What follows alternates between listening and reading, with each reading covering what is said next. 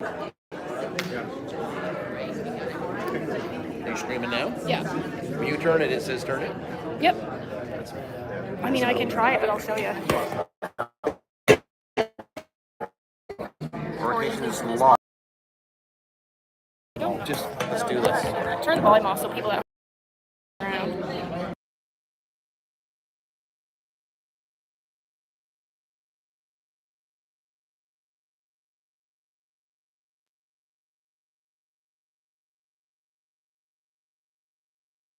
That flips it from the backs. Raise, rotate device back. Yep, that's just the camera, you're Yeah, right. that's just camera. None of those are... That doesn't make sense. No, it's a bummer, but this is what we got. So, we got our speaker, we got our presentation screen. Can't plug it in, so hope the phone doesn't go dead. It's in my house. Hello.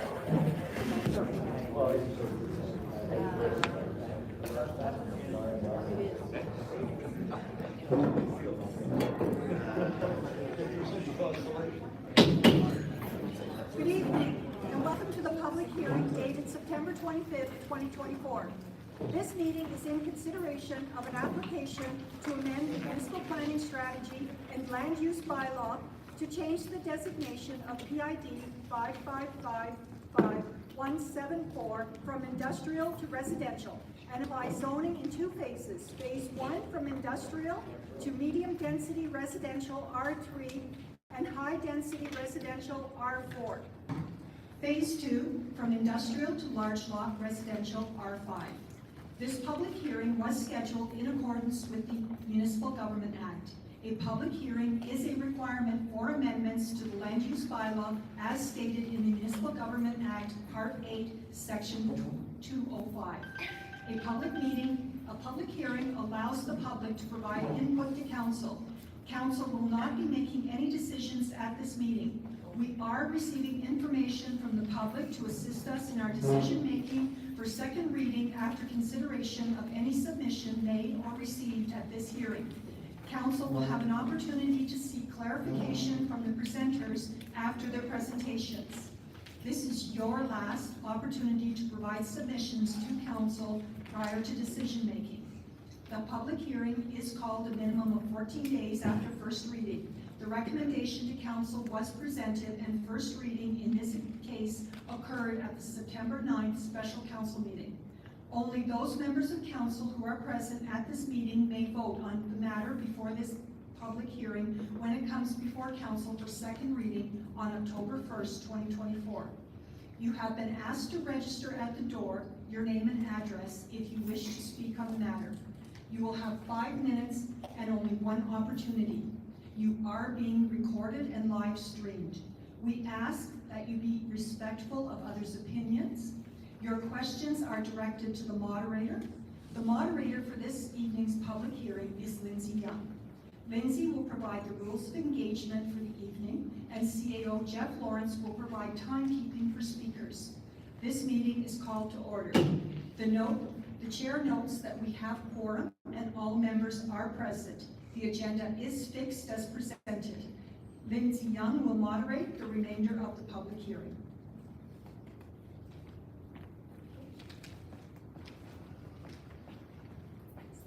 Thank you, Mayor Stone. Thank you, everybody, for coming. Welcome to the Kentville Volunteer Fire Department. The town of Kentville is committed to providing information to the public and also providing opportunities for the public to share their opinions and thoughts on those items with their local representation. So that's why we're all here tonight. Remind folks, it isn't a debate or a Q&A. It's more of a, we're going to share some information and you're going to hear it, and then you're going to share what you think and we're going to hear that. And so it should run very smoothly. If you are wishing to speak and you haven't registered with me already, just put your hand up and I'll come find you and add you to the list. Yes, sir. There will be an opportunity at the end if you've kind of changed your mind halfway through or right up at the end and you haven't spoken, you'll be given an opportunity to do that at the last. You'll have 5 minutes to speak. Each speaker will have 5 minutes to speak to provide their information to the council or the panel. At 3 minutes, we'll give you that warning to kind of just say so you know where you are, and at 5 minutes, we'll ask you to stop and return to your seat, and the only reason is because we want to make sure everybody has an equal chance to share their thoughts.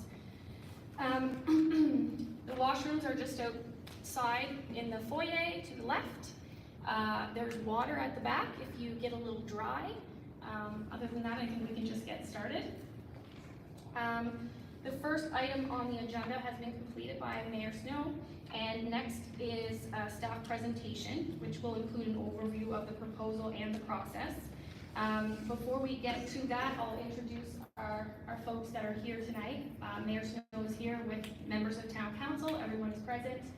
At this table over here, we have Darren Shoup, who is our Director of Planning and Development for the Town of Kentville. Next to Darren, we have Caroline Robertson from C+D, and Caroline is our contracted planner who's going to present to you the proposal and kind of lead us through what's involved here. And I don't see Crystal right now. She's scooted over to the side, but Crystal Fuller is here from Brighter Communities, and she's the planner that's representing the applicant tonight. So without further ado, Caroline, you're up. Yeah, you can go up here if you want to.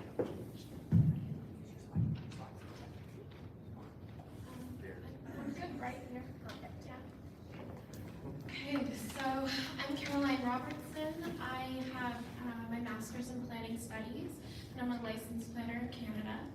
I own my own consulting company, and I've been the consulting planner for the town of Kentville for, gosh, I think it's been a year now in the search for Darren. And I've presented on this application more than a few times, so I apologize if you've heard this information before, but I'm going to go through the entire application again, just to make sure that everybody has the information, the same information available to them. Yeah, sure. So we've received an application from the applicant, Bryson Development. They own a large piece of industrial land off of Park Street.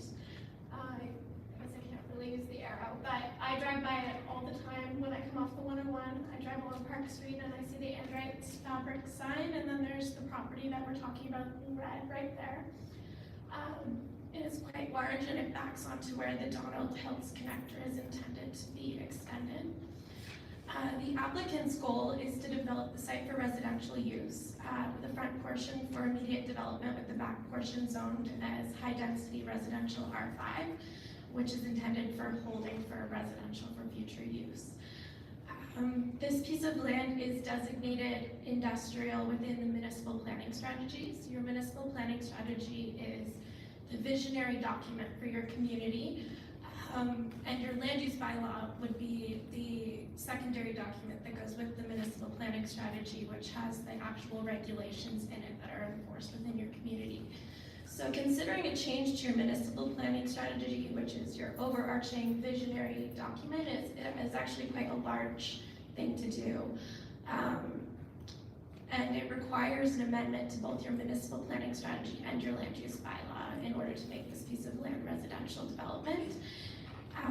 The reason that council can consider this application is based off of policies IM1, IM2, and IM4 within the municipal planning strategy, which allow council to consider plan changes due to shifting circumstances, and empowers council to request a comprehensive justification for the request for amendments. I do want to let you know that an application to amend the municipal planning strategy cannot be appealed, so the decision of council is final, provided that the process required by the Municipal Government Act is followed appropriately. So from my perspective as a planner, when I receive an application, I look at the planning principles within your municipal planning strategy and your land use bylaw.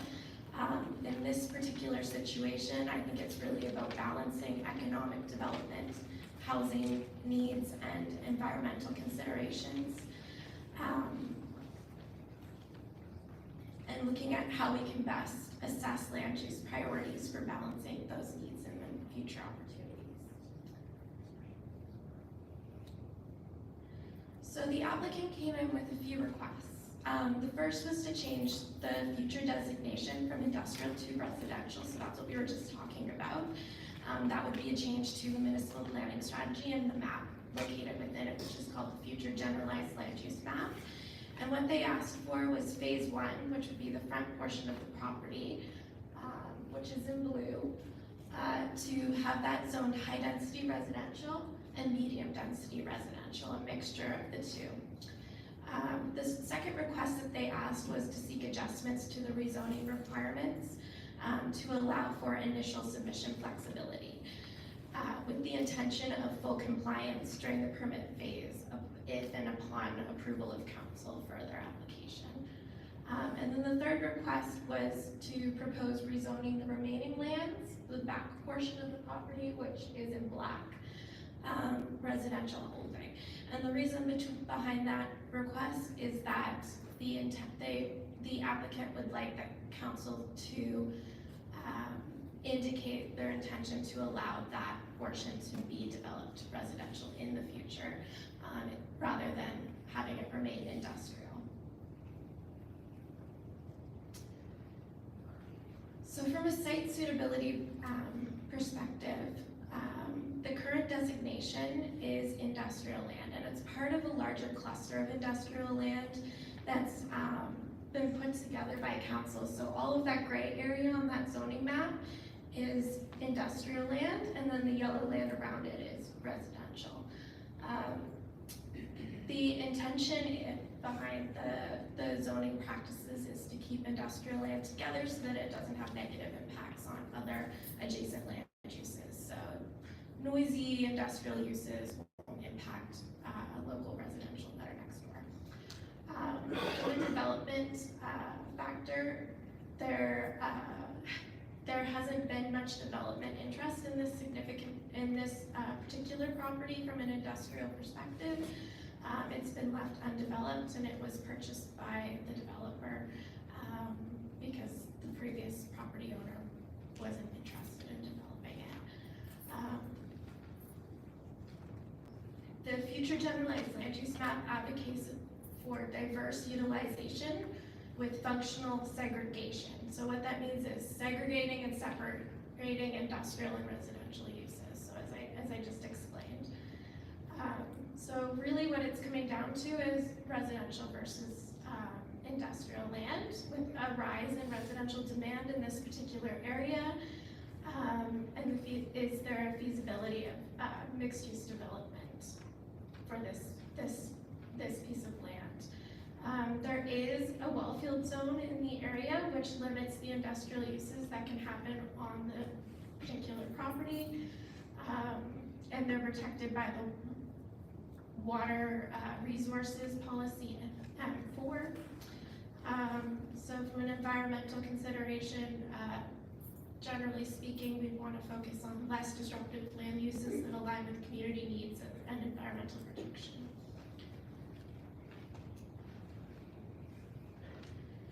So the first thing I did when this application came forward was I did a very intensive literature review where I compared housing demand in the area with industrial land, the benefits of keeping industrial land.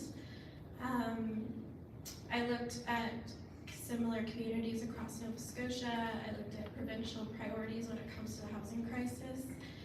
And what I found was that the province is facing a substantial housing crisis, and Kentville has been notably affected and is mentioned in most of the documents the province has released. The reasoning behind this would be economic growth. There's been demographic shifts within the province, and there's been an urban migration of people leaving the city center. And most of that came from COVID-19, where we found out that a lot of people could work from home. And with extensive high-speed internet throughout the province, and it being cheaper to live in other areas, a lot of people decided to move outside of the downtown area. So provincial initiatives, there's government plans that include funding for 222 public housing units and zoning changes to incentivize affordable housing developments. Basically, the province is saying that they want to work with municipalities to make changes to their planning documents in order to enable housing. And they're emphasizing the need for diverse housing, providing various housing options to cater to communities' diverse demographics. So different age ranges, different income levels, different styles of houses, and different cultures. That would be, those would be all of the things to think about when you're looking at diverse housing. From an industrial land perspective, industrial land is vital for economic development and job creation. So all of these people, they need, if they're not working online from home, then they need somewhere to go to work every day. And industrial development in particular looks at bringing money into the economy and usually exports their product out. So the industrial development is the kind of development that you want in your community because they're bringing new funding into the community that can then be recirculated. So from a business attraction perspective, by designating industrial lands and having them available for industrial development, the idea is to attract business and foster investment. From a land use planning perspective, it was originally, the industrial cluster was tailored with the intent for Kentville specific economic landscape at the time that the municipal planning strategy was written. The industrial land that is allocated within the town of Kentville, all of it, not just this piece of property, consists of 12.3% of Kentville's total land. So this piece is part of the economic growth plan and supporting local industrial. So that's kind of the debate there. From a stormwater management perspective, so as I stated earlier, the pit itself that is for the application is within a well field protection zone. So a key focus would be managing stormwater runoff and preventing pollution. Influencing factors would be development itself. Tends to create stormwater runoff by paving and roofing. So the site layout, landscaping, paving choices are all very important. Thinking about mitigation issues and a mixture of natural and engineering solutions to mitigate flood risk on the property should be a priority when it comes time to actually review the applications. The planning strategy, your municipal planning strategy prioritizes sustainable, cost-effective development using existing infrastructure. So any service extension that would be required for this development, the developer is required to bear the service extension costs to ensure efficient public fund use and promote sustainable growth. There is some intention to upgrade sewage and enforce water protection, prevent flooding for service extension within the municipal planning strategy, but it's general intention, not targeting specific areas. This site is impacted by an environmental constraint overlay. The purpose of this overlay is to limit development in high-risk areas to mitigate flooding, erosion, and slope failure. So phase one in particular is affected, phase one of this development in particular is affected by this constraint, which basically states that any steep slopes greater than 25% cannot be developed for anything beyond conservation projects, passive recreation, walkways, trails, and public works utilities. The implications of this overlay means that it reduces some of the developable area within phase one of the development for R4 and R3 zoning, focusing on preserving that more sensitive land. This application will be required to go through a rigorous application process when it comes to subdivision as well as the development permit and building permit application process should it be approved by council. It has been reviewed by the recreation director for the town. The intention for the development is primarily for seniors, and there really is not much recreational services within that area because it's a large undeveloped lot at the moment. So the goal would be to create recreational facilities that would be inclusive design for all ages, but ideally when you're looking at a senior population, you want to have facilities that are within a kilometer walking distance. You like walking tracks, wide pitched shoulders, seating areas, and social spaces. The recreation director stated that for phase 1, it would be mostly natural parkland focused on conservation. Road A in the proposal has been recommended for an active transportation route. And phase 2, there would be 2 small parkland spaces that would be connected to create one larger area. So the goal would be to create a diverse active community through strategic recreation planning should this application move forward. We've had a lot of questions about traffic studies. So none of these studies are required at this point in time, but we have done some preliminary efforts and so has the developer. So traffic scoping analysis was completed by a third-party engineering, traffic engineering company.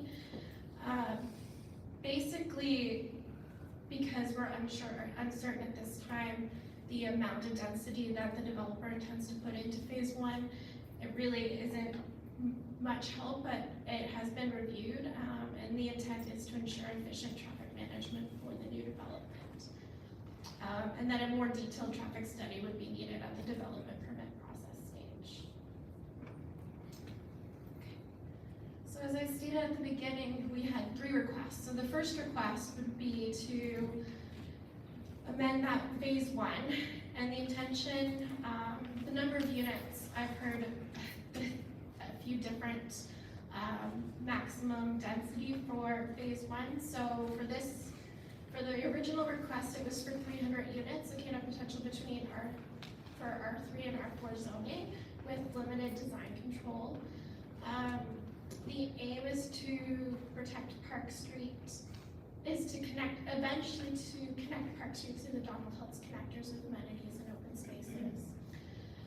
Some of the key policies that we reviewed when considering this application I've listed for you, but basically the concept and really what we're trying to understand is how do we balance the industrial land maintenance and as with housing needs for the community. So at this time, based on provincial recommendations and where the province stands on housing, my recommendation has been to change the zoning from industrial to residential and to rezone phase 1 to a mix of R3 and R4. Considerations moving forward will be about addressing stormwater management, recreation needs, industrial residential screening, parking, and other logistical concerns through future processes should council approve the application. So those considerations will come later as part of the development permit application process. And the intent would be the objective would be to align development with Kentville's growth and housing goals to ensure sustainable planning. The second request was to seek flexibility in the rezoning application requirements. So in specific, what we're looking at is policy IM7 and IM8, which require detailed applications for a rezoning application. However, those policies are not enforceable. So if somebody comes in and applies for an amendment and they bring in a detailed plan and detailed application, and we present that to the public, we present that to council, and they say, yes, we're okay with that, we want to see this happen, and that they use those documents as a reason to rezone the property, it actually isn't enforceable later on for staff. So once the property's been rezoned, any use that is permitted within that zone is permitted to be developed on the property. And of course, properties change hands and plans change. So part of the reasoning behind removing these policies and perhaps creating policies that actually have some strength and enforceability is because there really is kind of confusing to the public and also difficult for council to consider applications when they're being presented with something that they think is going to happen and then are not sure that it actually will.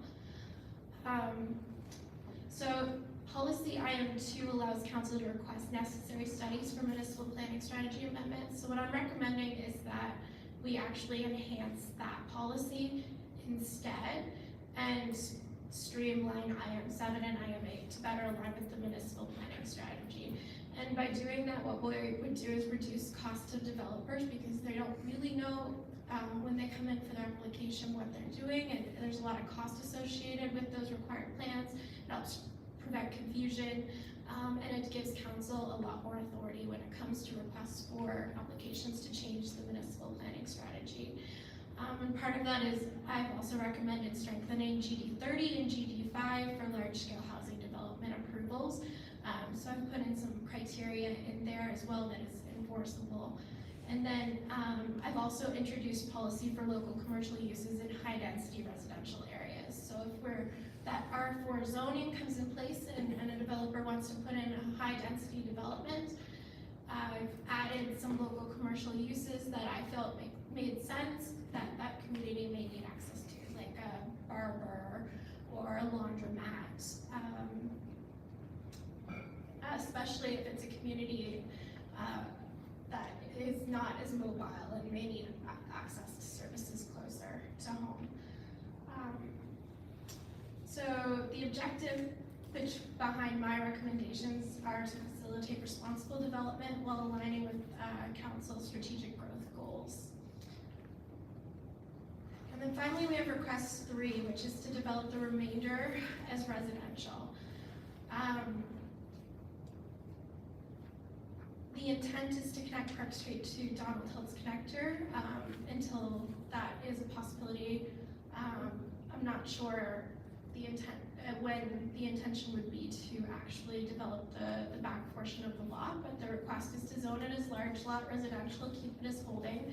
So R5, which is the large lot residential zoning, it allows limited development until municipal services are available.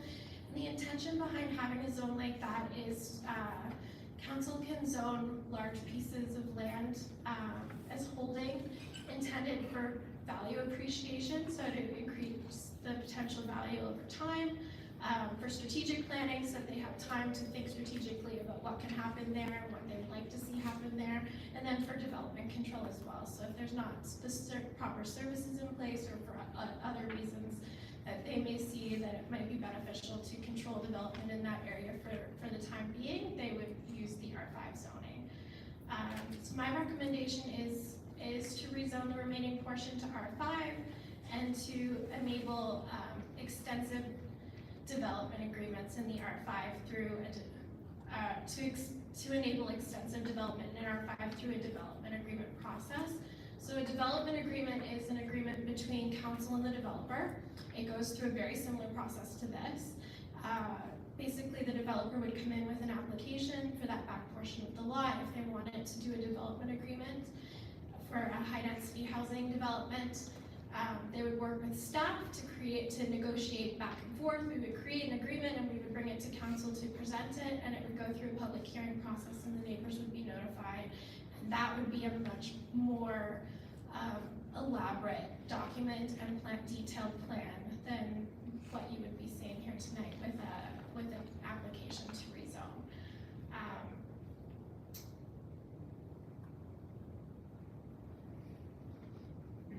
So the idea behind this is to support council's strategic future residential development and infrastructure planning, and that fits within their municipal planning strategy goals, and that's why I've made my recommendations. So we have posted part of a municipal planning strategy amendment is there a requirement for a public participation program to be hosted by the advisory committee to council. A public participation meeting was hosted on July 25th, 2024, or a special meeting of the council advisory committee was on July 25th, 2024, which moved this application to a public participation program. The reasoning behind moving it to the public participation program was to evaluate the application before municipal elections.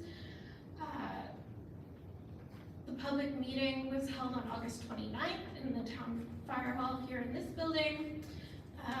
It was communicated through a newspaper ad in a Chronicle Herald and posted on Facebook and updated on the town website. Some of the key issues that were discussed during that public participation program, and there's a much more detailed report that council has been provided on that meeting.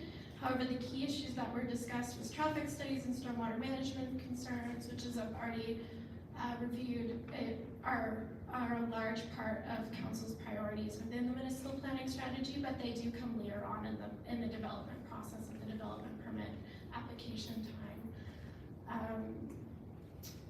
The debate over industrial versus residential designation, so there was feedback from the community on both sides, and then generally there were public concerns and feedback just around the development itself and questions that were addressed. So the next steps is for council to review the recommendations and make their decision based on public input.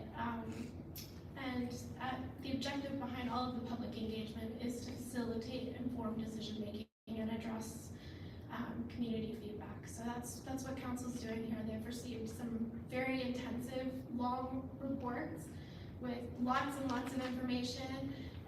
They've heard a lot from the public, and they're going to hear more from you tonight. So right now we are at the public hearing stage. That's what's happening right now. We're getting a staff presentation, and you'll hear from the applicant next. Then public comments will be accepted. Lindsay, I'm sure we'll go over the agenda with you further. And then council will consider this application with all of the information that they have gathered on October 1st. That'll be second reading of the application. And that's when they'll take it all together, be able to ask any final questions, and at that time they'll make a decision with a motion, and their decision can be to either approve the application, deny the application, or request further information from staff. So those are the three options that council is considering at this point in time. And with that, I am done. I hope that wasn't too much. Thank you, Caroline. At this time, we have an opportunity for council to ask clarifying questions to Caroline about the proposal, the presentation that she made. Council, are there any questions? Councilor Zabian? Thanks, Caroline. Just a question. You mentioned with the R5 that you recommend, I guess, to do a site plan approval when that happens, whenever that's looked at. What was the rationale between doing a site plan approval with the R3 with the first phase and then looking at a development agreement for the second phase? Yeah, that's my first question.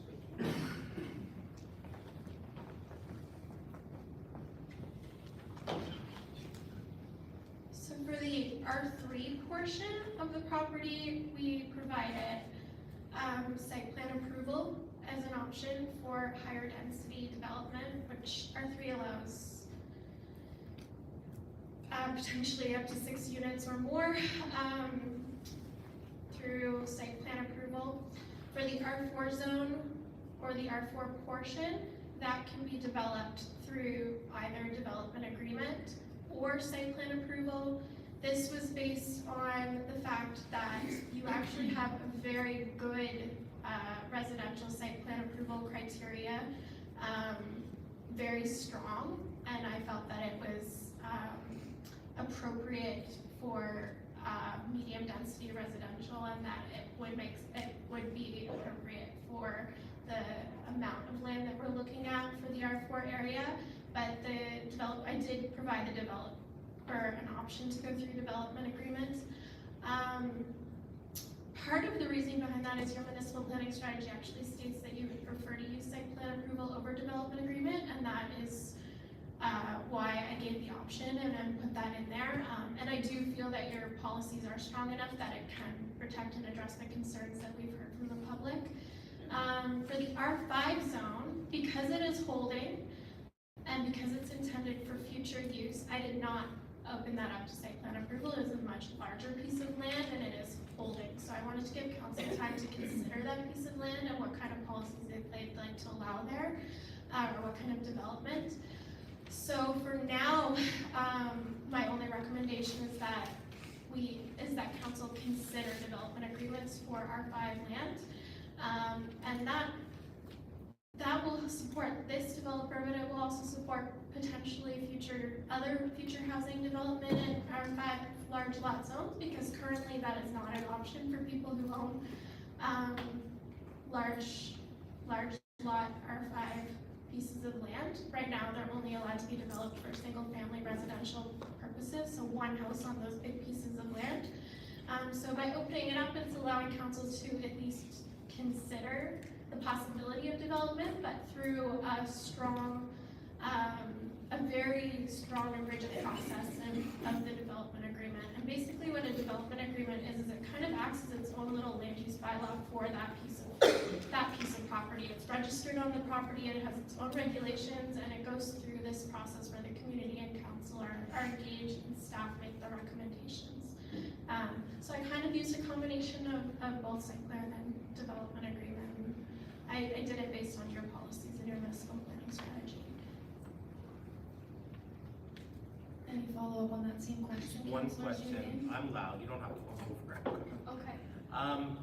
Just for clarity, because we've never done development agreements in my time, in my 4 years here. So when you say we have more control as a council, we could step in and say, well, we want to make sure that with staff too, I mean, we don't have all the answers. We're not engineers. Well, I'm not anyways. We would have more control in making sure that there was enough green space. And so when you mentioned the green space, those costs are going to be borne by who, the town? Or can the developer pay for that? Would that be part of the development agreement? That's all negotiable through a development agreement, yes. Okay. You do have a very strict policy that developers bear the cost of service extensions, and I'm not sure to the extent that that's been enforced in the past with staff, but potentially that could include parkland requirements. Right. And there is a parkland dedication portion of the subdivision bylaw as well. Thank you.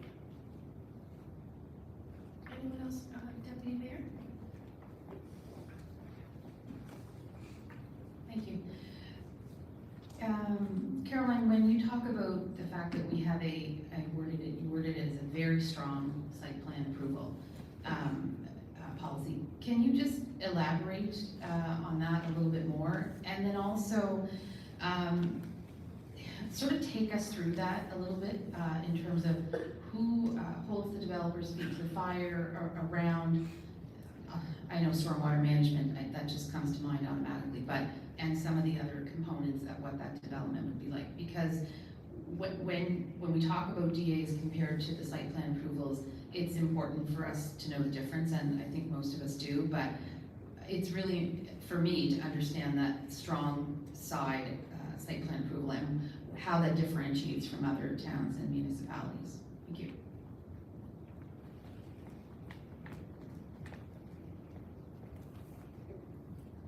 Okay, so there's a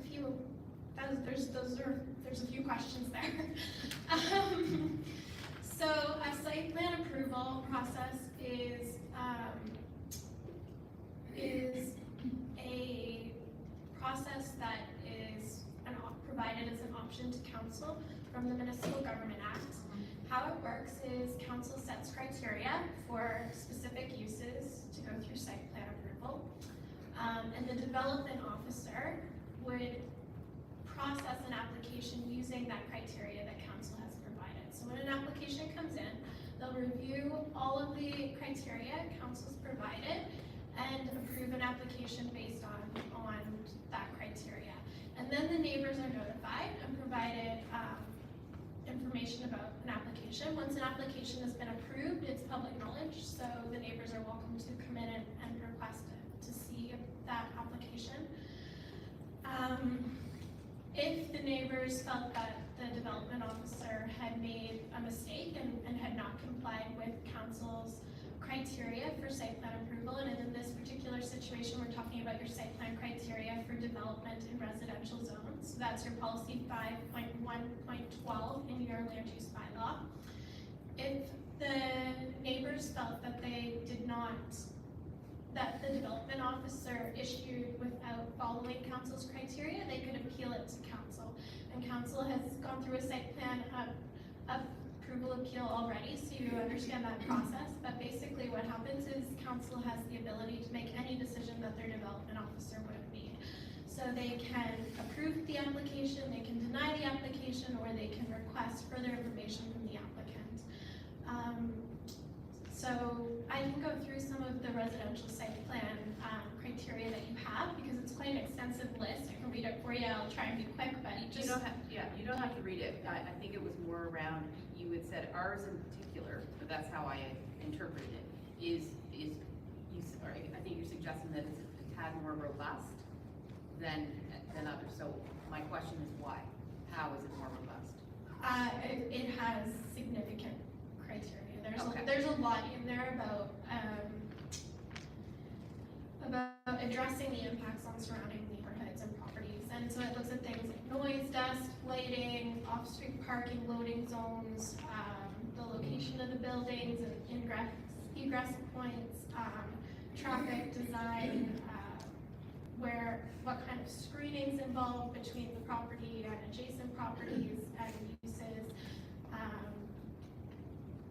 existing vegetation, whether it's maintained, and the idea is to maintain as much existing vegetation as possible. That's to help with stormwater management, but also to keep old growth vegetation, but also for any new vegetation or landscaping that is put in place that has to be part of the site plan approval. Outdoor lighting has to be designed so that it doesn't direct into neighboring properties. All the storage of solid waste is provided for with maximum separation distances from any residential developments and public areas. So then perhaps it's more granular than what some other municipalities or towns. It's fairly detailed, yes. Yeah, okay. Yeah. That's great, thank you. Part two of my question was about holding feet to the fire as that site plan approval is granted and we go through it. Okay, so site plan approval works just like any other part of your land use bylaw. So if somebody is not in compliance with the land use bylaw, the Municipal Government Act does give the development officer the authority to act, which means they can serve notice to the property. They can go there and investigate to see if the property is in compliance.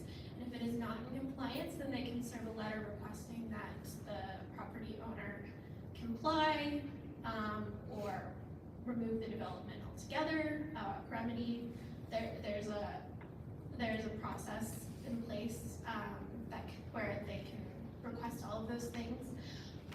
If the developer doesn't comply, usually they do because it's cheaper and that was the intent and the purpose. If they don't comply, there is legal action that the town can take.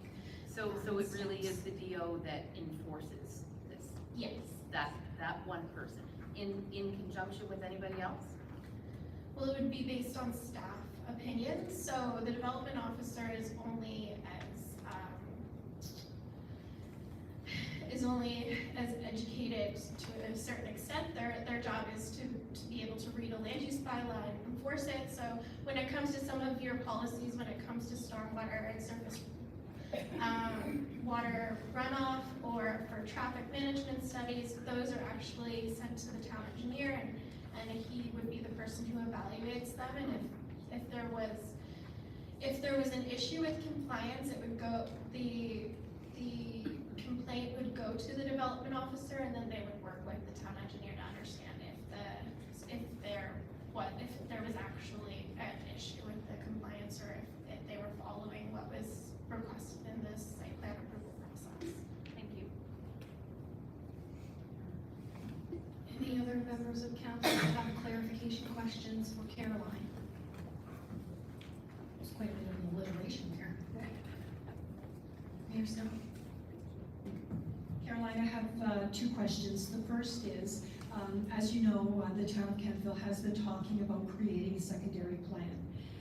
When that secondary plan is drafted, can industrial land be designated as part of the plan? As you know, we have been funded for the Donald Hills Connector, and there is a significant amount of land on the south side of that that's actually in the Zone D of our well field.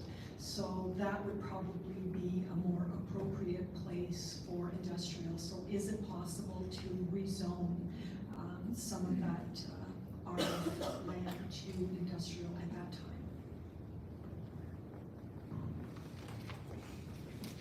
So it would be a very similar process to what we're going through now, except it would be, the process would be started by council yourself. So your municipal planning strategy, it's a living document. It represents council's vision for the community. So if the vision has changed and council's interested in investigating or doing research into an alternative option or a change to their municipal planning strategy, that is absolutely within your right, and it can be done through a motion and directing staff to investigate that amendment. And the process would be exactly the same as what this one has gone through. So it would have to go to your advisory committee, there would have to be a staff report, it would have to go through through a public participation program and public hearing, first reading, second reading, all of that. Yeah. And I have one more.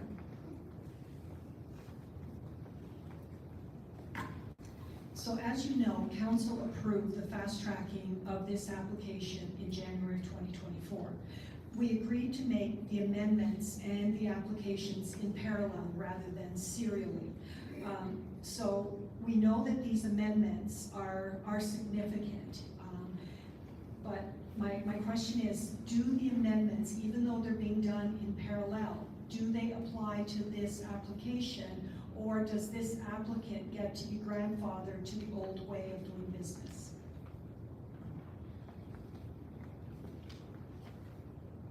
Okay, so until an applicant has come in for a development permit and the development permit has been approved, whatever the land use bylaw municipal planning strategy of the day is when they come in to make that application, that is what the developer is required to follow. So it's the day of application, not the day that it's approved. Once it comes in, yeah, if an application's been submitted, typically you try to, if there's any, at least my approach to planning, if there's any discrepancy, or I tend to try and go with whoever, with the applicant, and if the discrepancy is in their benefit. But again, it looks more at procedures and what your standards have been in the past, but typically it's the day the application's been submitted. So can I just follow up on that, because I just want to make clear. So we've had a lot of talk about development agreements, and I'm going to say for years we've probably talked about development agreements, and we've never got them on our books. And so this is our, I'm going to say, our opportunity to make that happen. And a lot of these amendments are benefiting the developer in this application. And without them being made, they can't have what they want. So I see this as benefiting both of us. Am I completely off track there? When I process an application for amendment, I work for the municipality. So I look at the application based on council's priorities and your planning documents, and I make my recommendations based on what I think is best based on your priorities that you've set. If that makes sense. So I wrote these applications with an understanding that council had a desire to try and use development agreements, and council had a desire to see more housing or to see housing, to see more planning for housing in the future. based on the fact that you had talked about doing a secondary planning strategy around housing. So while the amendments that I have recommended will enable this development, they're quite extensive for a reason, and it's because I wanted to put in the right constraints to allow council to consider other housing developments in the future, because that was my understanding of what council's priority was at the time. Okay, thank you very much for that. Any other members of council wish to?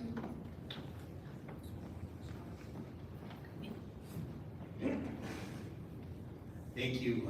Caroline, just for clarity, and I know the answer, and I think most of us do, but with a site plan approval, so we're gonna rezone it, and we're gonna, in the first phase, it's R3 and R4, so the developer can do anything that conforms to the R3 or R4. With a development agreement, if any developer came in and said, you know what, we're gonna put in 83 side-by-sides, we're gonna put in 42 single homes, anytime they wanna make a change to that, it would have to come back to council, correct? If it's a development agreement? Would you mind rephrasing the question? Sorry, okay. I don't entirely understand. All right, with a site plan approval, Yes. with any developer, if they come in and they're gonna use, let's use this as an example, R3 and R4. So anything that conforms to R3 and R4, they can put in this parcel of land. Like, that conforms with those zone requirements Right. as well as the site plan criteria. Okay, If the development okay. requesting. Okay, with the development agreement though, if the developer comes in and we council, we've negotiated via staff that the developer's gonna put in 83 side-by-sides and 23 single-family homes and a building with 4 floors and 22 units. Anytime that they deviate from that, it has to come back to council again, right? If it's a development agreement? Yes. Yeah. Council can choose to actually, if a developer isn't following the development Right. agreement, council can actually choose to discharge the agreement Mm-hmm. and require authority. Yeah, I just want to clarify, just maybe so that people understood the difference between the two. Thank you. Anyone else on this side? All right, that's good. Thank you. Okay, so next we'll hear from developers planner Crystal from Brighter Communities. Where do you want to be, Crystal? I'll be there, You'll be here? That's great. and I'm gonna get Darren to bring his computer over to me. Okay. I'll wander around.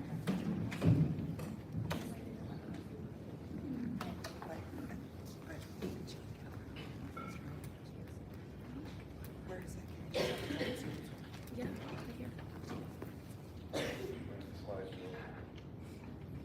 Can you bring your computer? Oh, it's okay, Darren, don't set before yourself, thanks. It says from my Crystal with four watchers. Okay. Good evening, everyone. Good evening, council, mayor and council. My name is Crystal Fuller. I'm also a consulting planner, but in this case, I work for the developer. Many of you would have seen the presentation that I did recently. I doubt if there's any new faces in the crowd, but if they are, I'm happy to go through. You're new? Okay.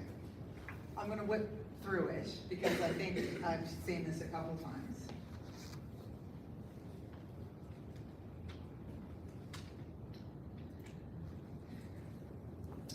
So Bryson Developments is a developer. It's a pretty reasonably large one. I see some other developers in the crowd, so I don't want to say he's the largest because I don't know that, but he does a lot of development in the valley, and including Windsor, West Hanson, that.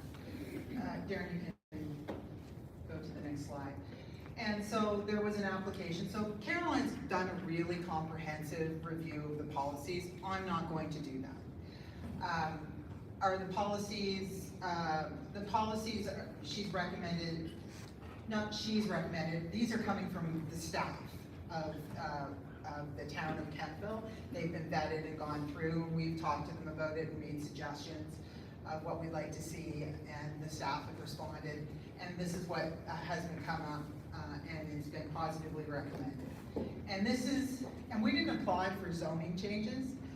The developer applied to create a new community, and the recommended policy changes are what were put forward by staff in order to enable that. And so the vision of what he's trying to do is to create a seniors community on a big chunk of land that's currently designated industrial, but is vacant and, excuse me, and has been vacant for as long as I've been alive. And the target market are for seniors and empty nesters. This is consistent with the development that he has done and has been very successfully done in Windsor. Can I just give you a finger movement to wind me way through? I'll catch on. Caroline talked about all of this. I'm not going to talk about it. You know where it is, and that's what it looks like.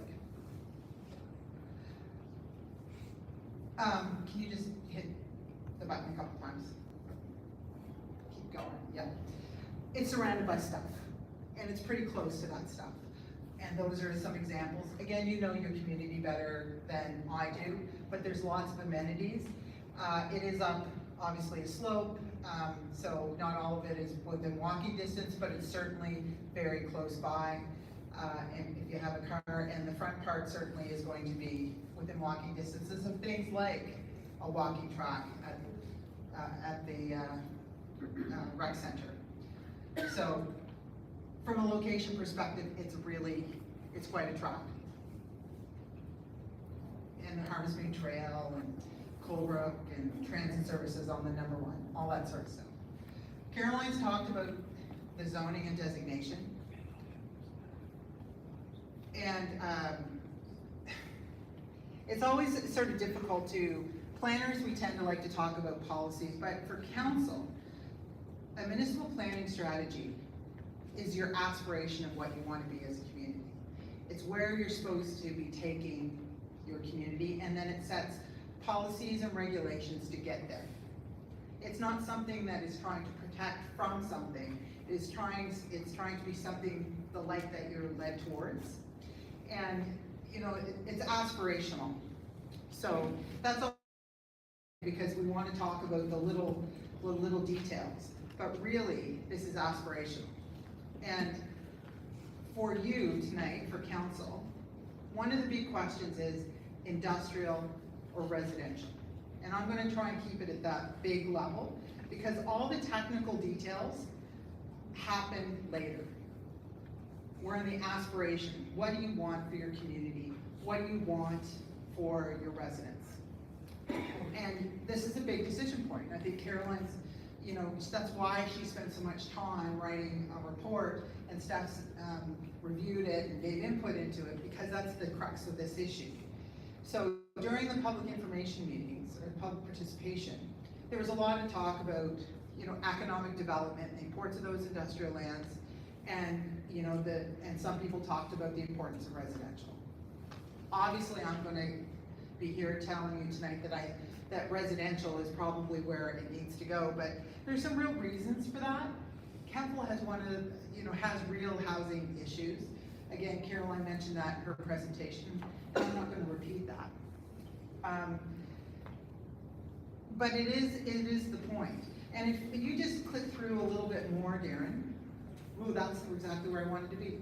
I didn't expect to be there. Part of why this makes sense, besides the need for housing, and there's a need for industrial too. We're not saying that there's not, but what is on balance what you're trying to aspire towards? This well field is an important consideration.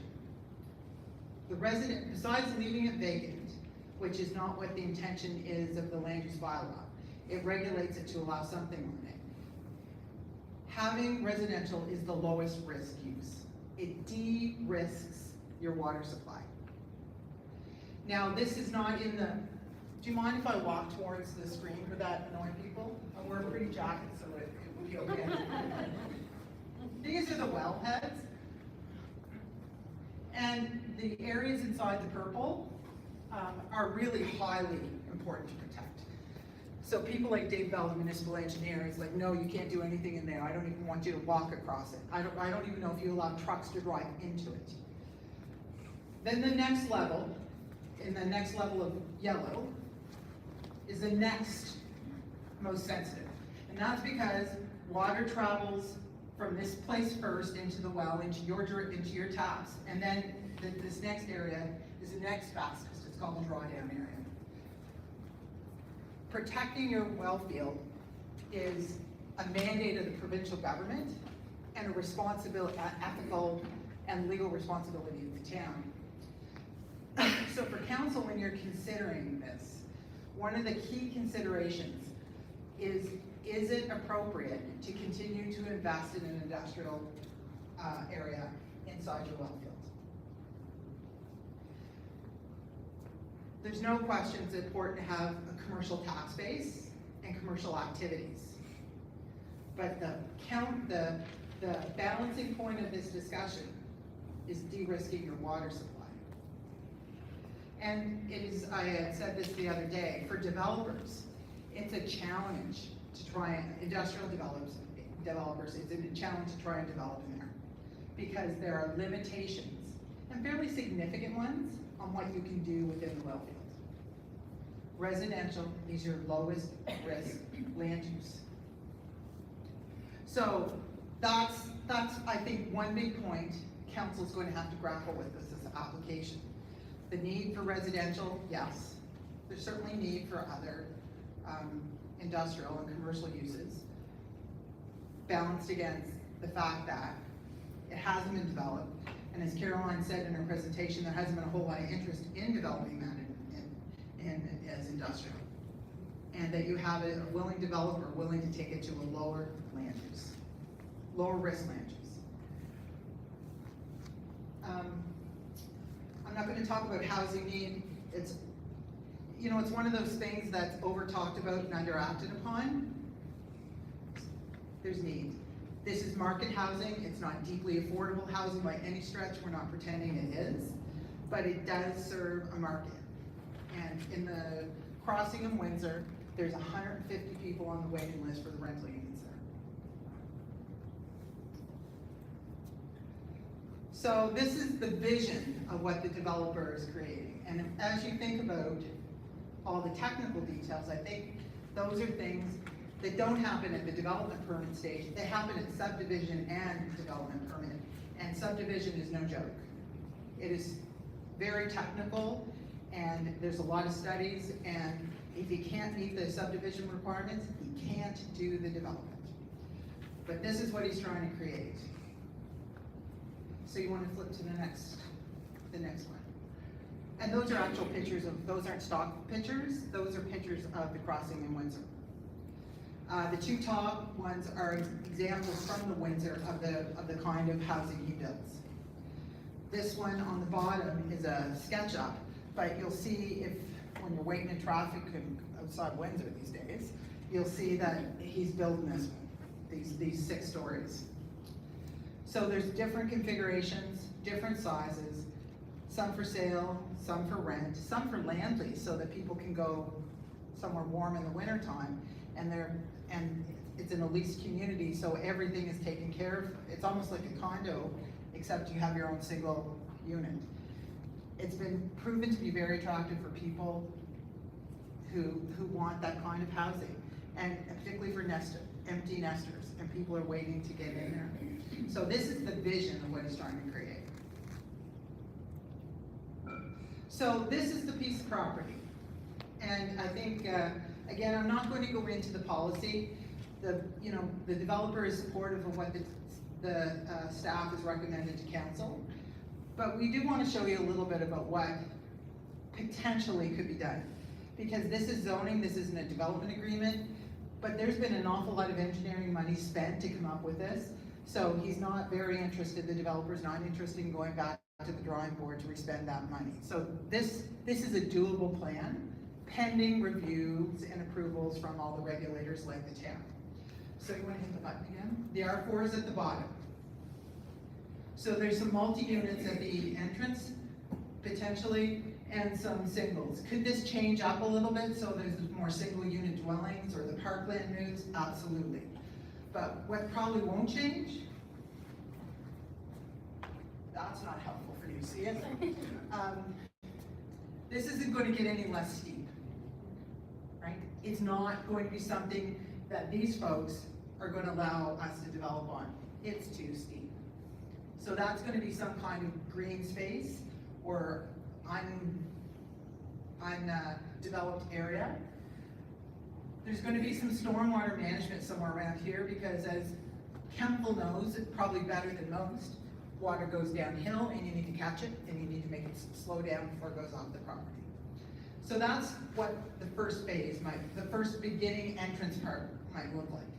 And for us, if you think aspirationally, having multi-units close to the road where the bus is, near sidewalks, within, you know, I could walk downtown and I'm 56, you know, but not everyone could, right?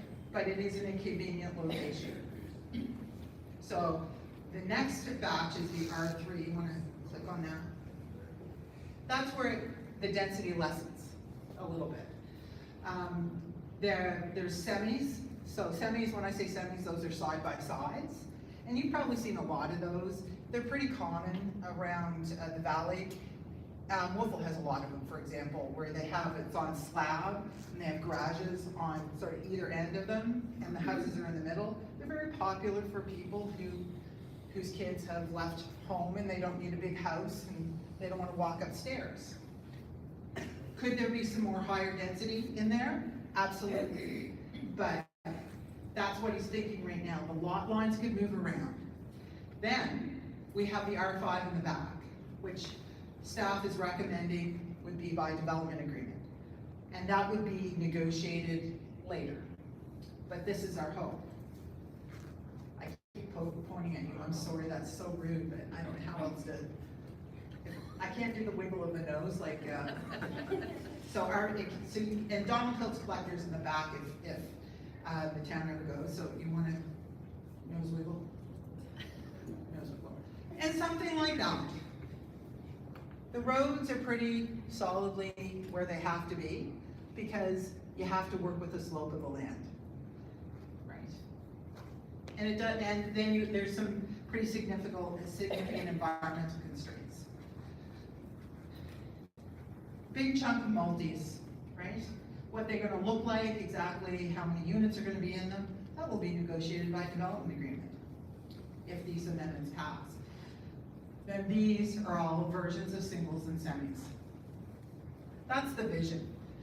In the crossing in Windsor, the developer has, at his own expense, provided a community center for the residents because the vision is to create a community for seniors. And it's more than just providing homes, it's providing a place for that cohort of our population.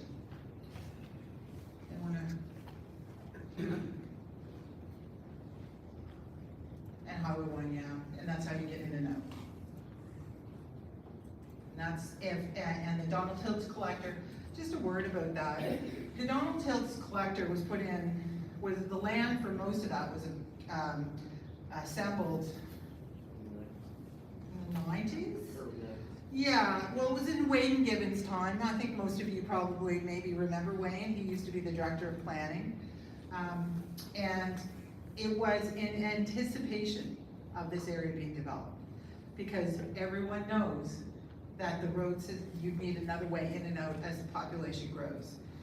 And I'm from here, like I'm not from Kentville, I'm from Avonport, but Kentville, you know, I've been here my whole life pretty much.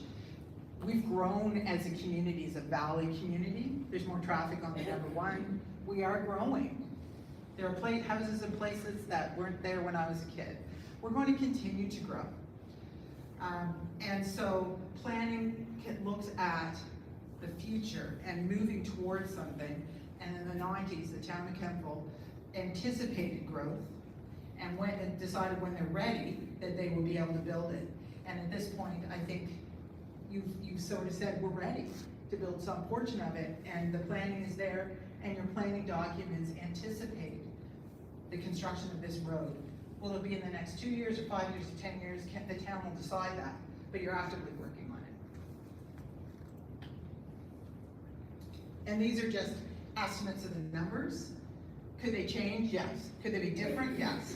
Could there be more semis and less singles? Yes. Could there be another lot of multi? You can keep going through that different things. It just gives you a sense. You can keep going. So my disclaimer at the bottom. I just wanted to show you that this is mostly built out in Windsor. So this is what it looked, this is an example of his community. It's always tough for community members when you can't see a real world example. This is a real world example of what this developer has done and the vision that he's done there. And you know, it has a variety of elements and different types of housing.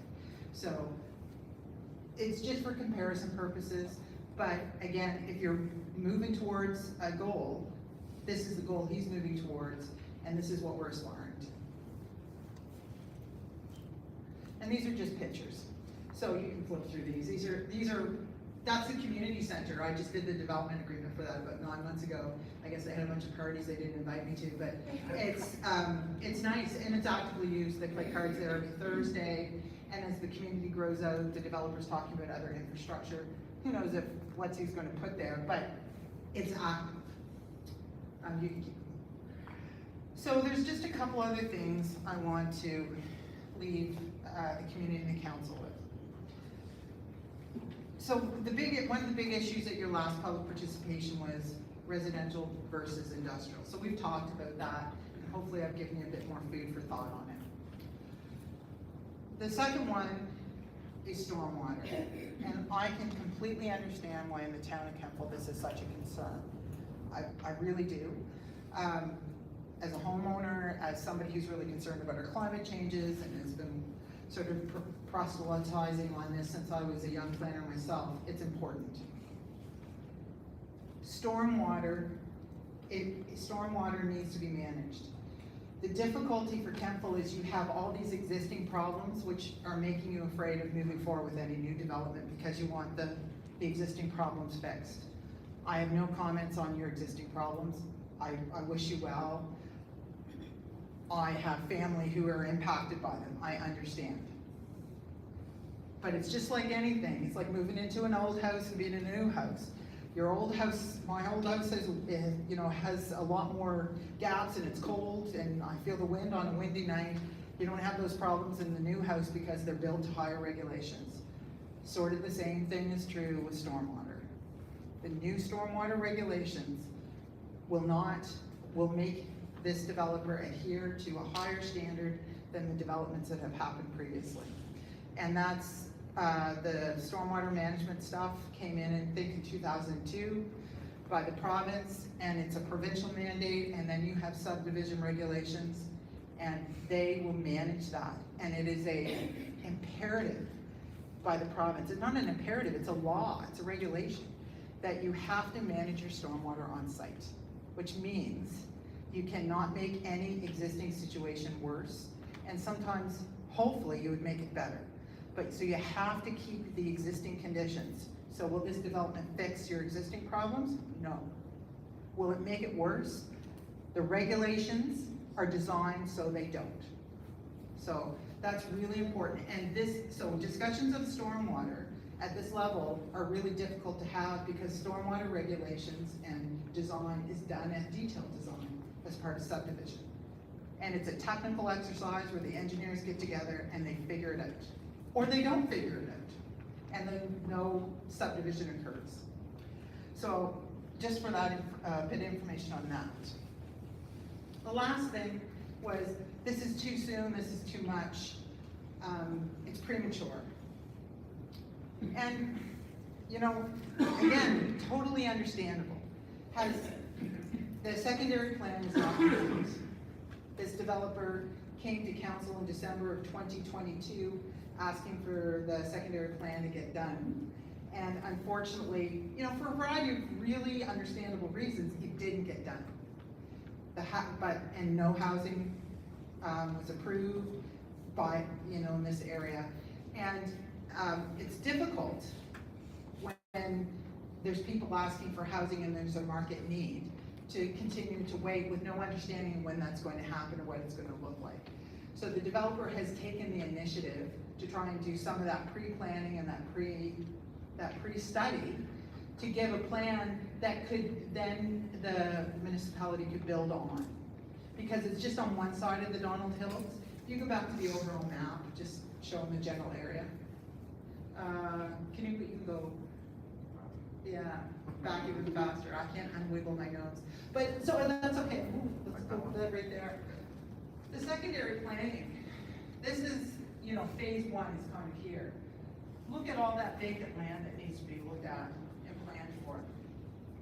Right, so if we're just allowing some ability to get this much, some multi, some single, some semi, there's still all this where you need to consider. And so there's got to be some practical considerations about meeting market need, meeting people's needs, and giving you the time. And this takes the pressure off, I would suggest to council, to allow for that planning to occur on your part. So that was probably much longer than I intended to be, and my apologies for that. But I thought it was important to kind of crystallize these three main points for you. Four main, really, points. Which is, your document is not about protecting, it's about encouraging.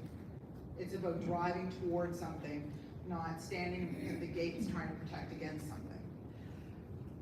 That the main decision point is industrial versus residential, and what council's vision is for the community around that, and some of the real constraints in that industrial area. But the importance of industrial, particularly to your tax base. Concerns around stormwater management and understanding how those are regulated. And the concerns that this is premature. And I guess the question is, if we all agree that housing is important in this town, and that this could provide some relief to some segments of that population, if not here, where?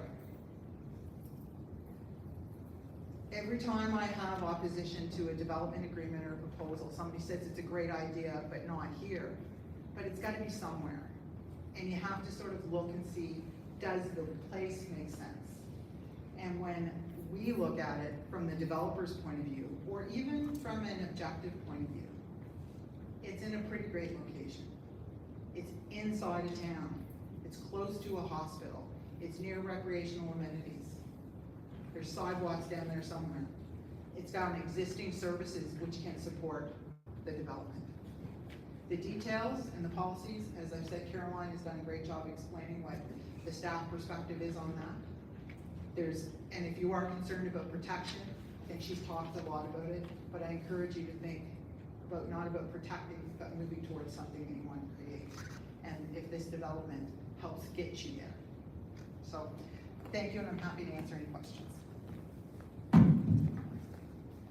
Any questions from the council? Questions of clarification for Crystal? Deputy Mayor? Is that okay? You guys need to be more forceful. Oh, I didn't know if you would. Indicators. Thank you. Hi, Crystal, thank you for that. So,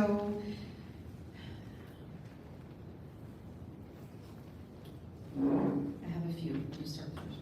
So when you talk about, when we talk about retention ponds, and when we talk about green space, keeping some forestry, keeping, you know, some of the green space and so on and so forth, can you talk about the retention ponds and how those retention ponds incorporate with that green space? And just to add on to that, when you talk about the slope being too steep, so that the green space would presumably be in those steep spots, how do those retention ponds incorporate with those steep spots?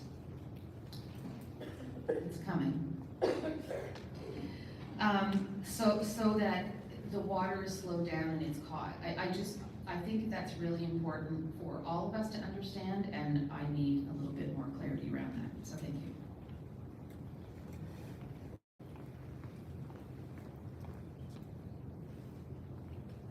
I'm just laughing, Kate, because, you know, you asked something that's not my area of expertise, and I can tell you the theory of it, but the point of this is, it's not something that's, that happens at the subdivision phase. I understand that. Yes. Right, and so what happens is, I mean, I think Dave's the right person to answer how stormwater management works, and I'm happy to defer to him.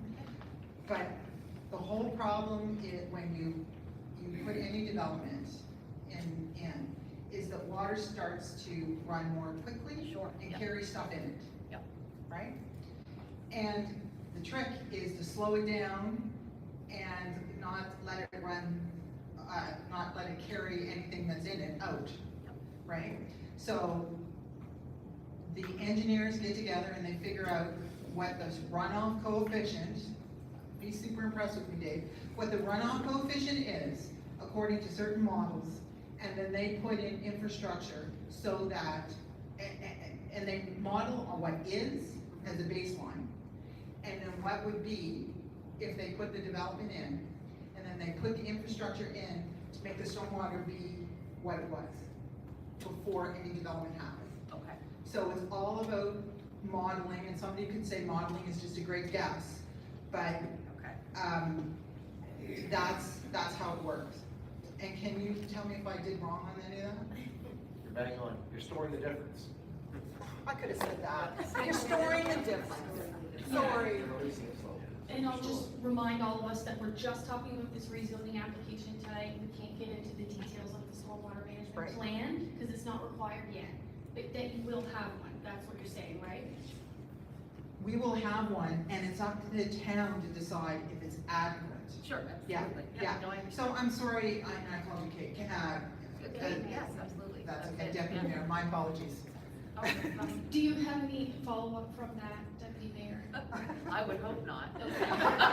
I can No. dance for that. I know. Anyone else from council? There's no. Thank you, Crystal. So we've had a lot of discussion about site plan approval, development permits versus development agreements. Stormwater, you've told us, is a provincial mandate. Is there anything different between stormwater management with a development permit or a development agreement or a site plan, or is it one set of rules and those are the rules that we're going to stick to? Do you want me to answer that, or do you want staff to answer that? I defer.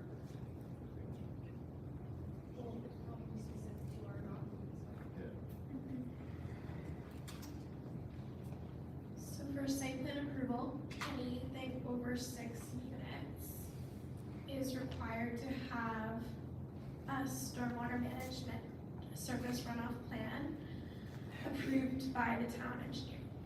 So there's no specific criteria associated with that, it's just the town engineer and how he looks at the plan and approves it when it comes to site plan approval. From a development agreement perspective, we can actually put in how much percentage of water during a storm we want to retain and for how long, and then how much to release and when, and those kind of things. Those are policies that can be written from a planning perspective. So that's something that could be part of the development agreement process. Can I answer that if I may?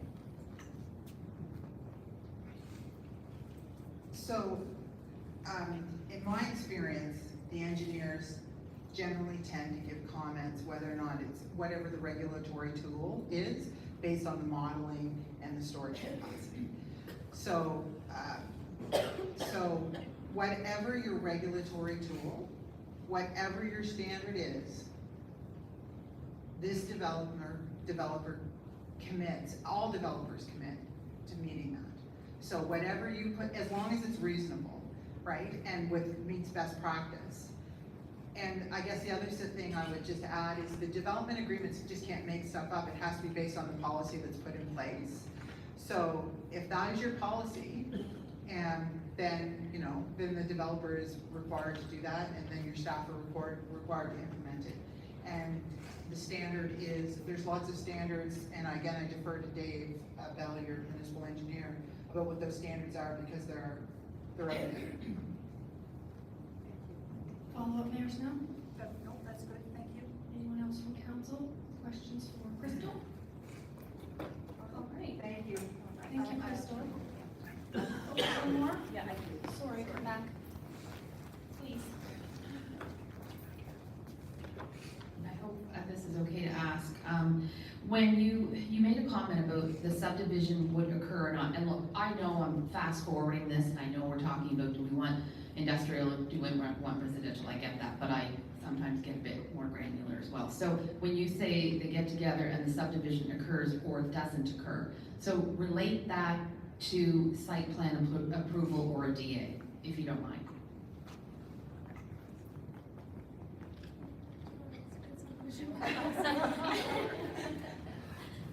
Caroline and I will take a joint approach to this because we're both pretty experienced in it. So, subdivision is the creation of lots.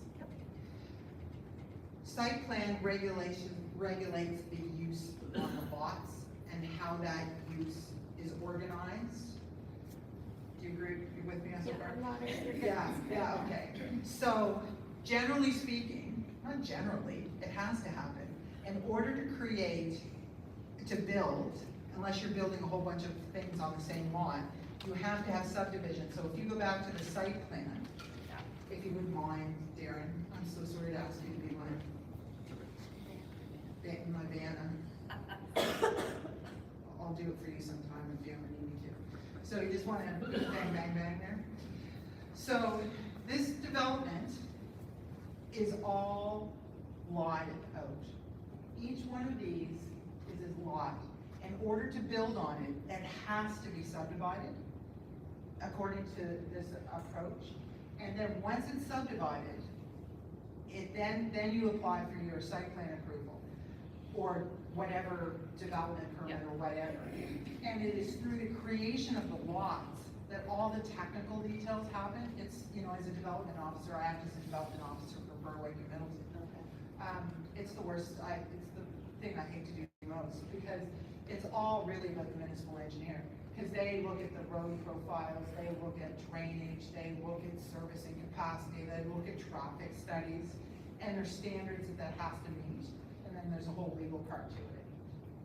And it's only once the lots are created and the road is taken over, really, that you can get your site plan approval if that's what the tool is. So council has a subdivision bylaw, which is what your staff follows. So you can look it up if you're curious about what the criteria is. It's quite extensive, what the requirements are when subdividing a lot. But Crystal handled that great from a step-down process. Any follow-up, Deputy Mayor? No, thank you. Thank you, Deputy. Councilor Romero?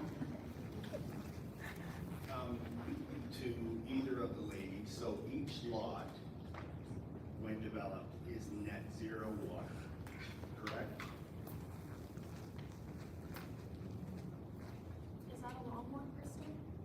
No, I promise I'll be quick. The stormwater management is for the site, so the entire site.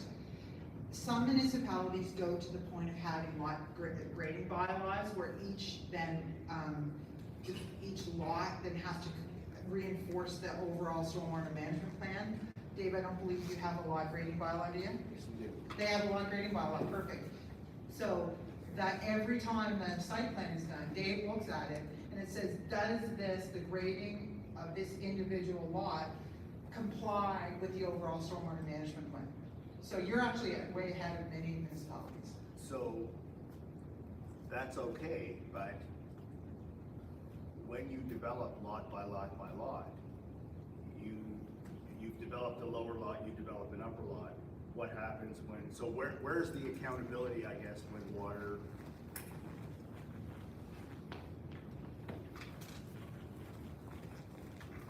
That is a good question, Councillor. The site plan or the lot grading plan would be submitted if that was not under any kind of a DA. It was just as of right, because normally we don't even do site plan approval in R1s and R2s. It only would be triggered for R3s and 4s. So that whole western portion of, even though, what Caroline's proposing is the south piece be put in the R5s, placeholder, and down the road it'd be developed through DA.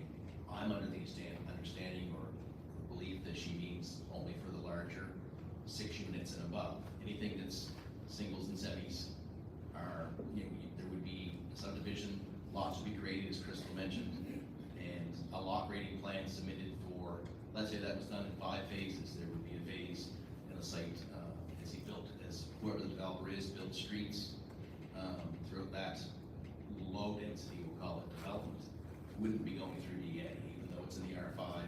I'm assuming the DA would only apply to, maybe I'm wrong, DA would apply for the whole R5. no matter how many units, singles in one, singles in twos? Yeah, it would be, we would look at it in conjunction with the subdivision application. So Can even, you say that again? Sorry, Caroline, I want to make sure. So the way you're looking at it is if they subdivide those lots, they're coming back to council and looking to rezone them to the lower density that is associated with what they're looking to develop. But that is not how this is written. It's actually looking at that entire back portion as a whole, and it would look at it as the entire portion and through a development agreement and be designed as a community versus individual lots. Not related to the units or the properties itself. It's one big space. Come up here so we don't have to. I think that in itself then answers Councilor Burns' question better, because the whole, if that whole south site is under DA, that's when that design is done, and it isn't piecemeal. The south end, yes, but when I said lot by lot by lot, no, the site. So what constitutes a site? So this is what, 70 acres, 80 acres? If we're taking the first 5 acres up the hill, and we start there, what constitutes a site? What if 10 years down the road, the rest of it gets sold, and developer XYZ comes in and says, this is what I like, where's the accountability? And I know that, yep, we've got stringent rules and you know, it works on paper, but what works on paper doesn't necessarily always work in real life. So what's a site and who's accountable? Right now, that area, the R5, that's a site, that is the site that would be looked at through development agreement, should council approve the amendments. Okay, but it's supposed to be net, like all development's supposed to be net zero, correct? So let's start at the bottom. What's the site? There's 2 different stages. What's the site and who? It depends, we don't know how the developer intends to subdivide yet, because they haven't come in for a subdivision application. So theoretically, that entire front portion, if we go back like, because we're looking at it full, right? So theoretically, they could come in and say, we want to do site plan approval for all of this R4 chunk, the portion that's developable, that doesn't have that steep slope overlay over it, and doesn't have the well protection zone. We want to develop within the area that is developable, and we want to do it through site plan approval. Theoretically, they could come in and do high density units without subdividing it all, and we would look at that entire piece together. Or the developer can subdivide, and it would maintain its R4 zoning. If the developer wants to subdivide and do lower density zoning, which I'm not sure why he would do, because he's allowed to do anything he wants with R4, but if he wanted to do it, he would have to come to council and request a rezoning. So there would be a rezoning application based on each property as it's subdivided. So as we're looking at this right now, as he subdivides, the lots that are in each of those areas will fall within that zoning. But it's, so let's say these are 3 different sites. That's net zero. 10 years down the road, when that gets developed, that's net zero in comparison to the other. And 10 years down the road, when R5, that's net zero. Correct? That would be the approach staff would take, yes.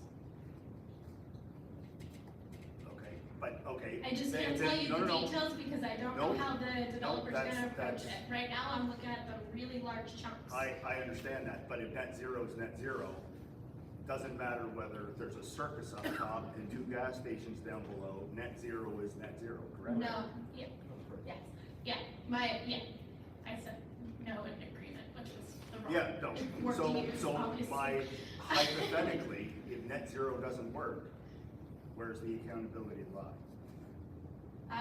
Depending on how it works, so if he does development agreement or site plan approval for over 6 units, there would be a site plan, a stormwater management surface plan requirement, and if it wasn't being met, if that wasn't what was happening, if there was issues and complaints coming from neighbors, then it would come through the development officer, as we talked about earlier, and there's options for compliance requirements through the Municipal Government Act. Thank you.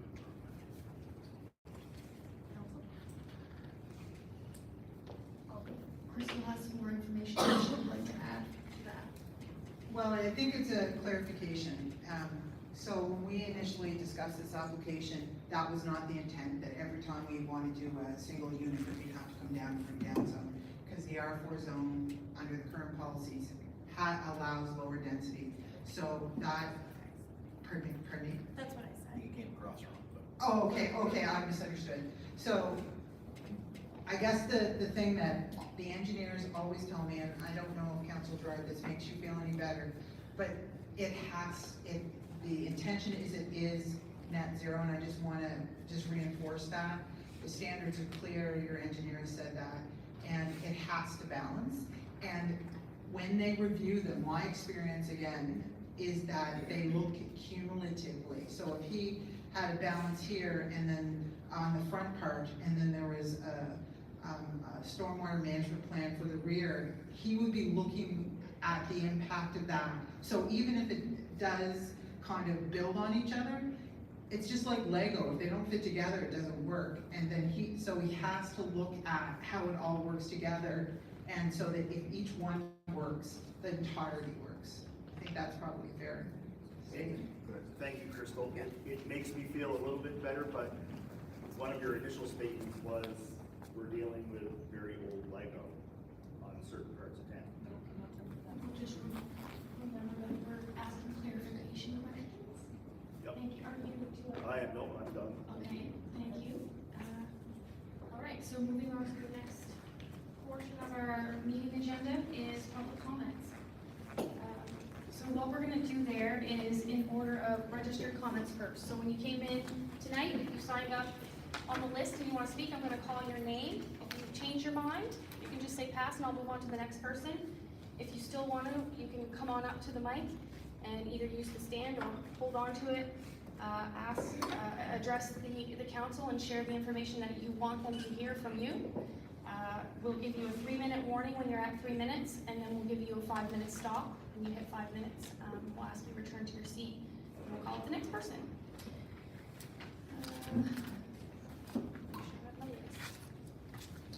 So first on the list is Cynthia Bush. Cynthia, are you wishing to speak tonight? All right, come on up.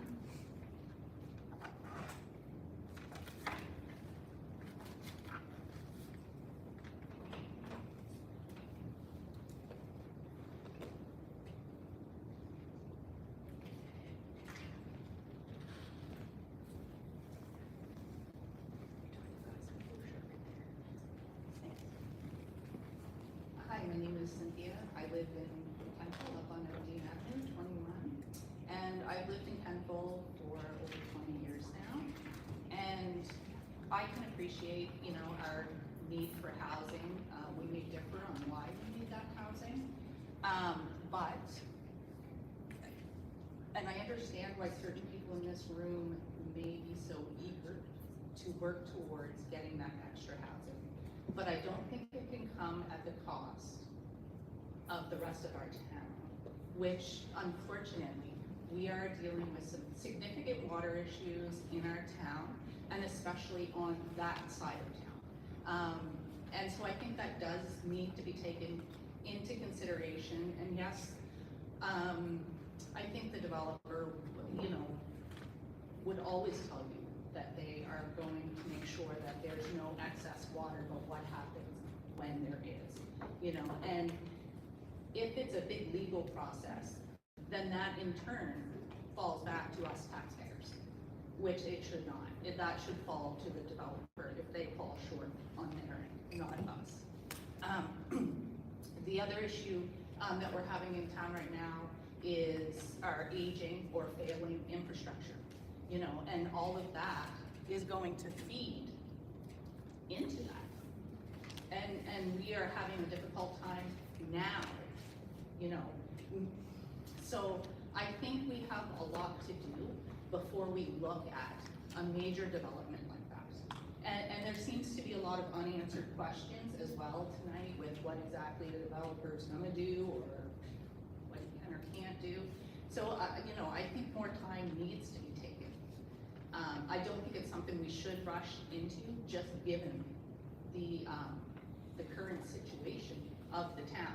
Yes, it would be nice to increase the tax dollars, but at what cost? Thank you.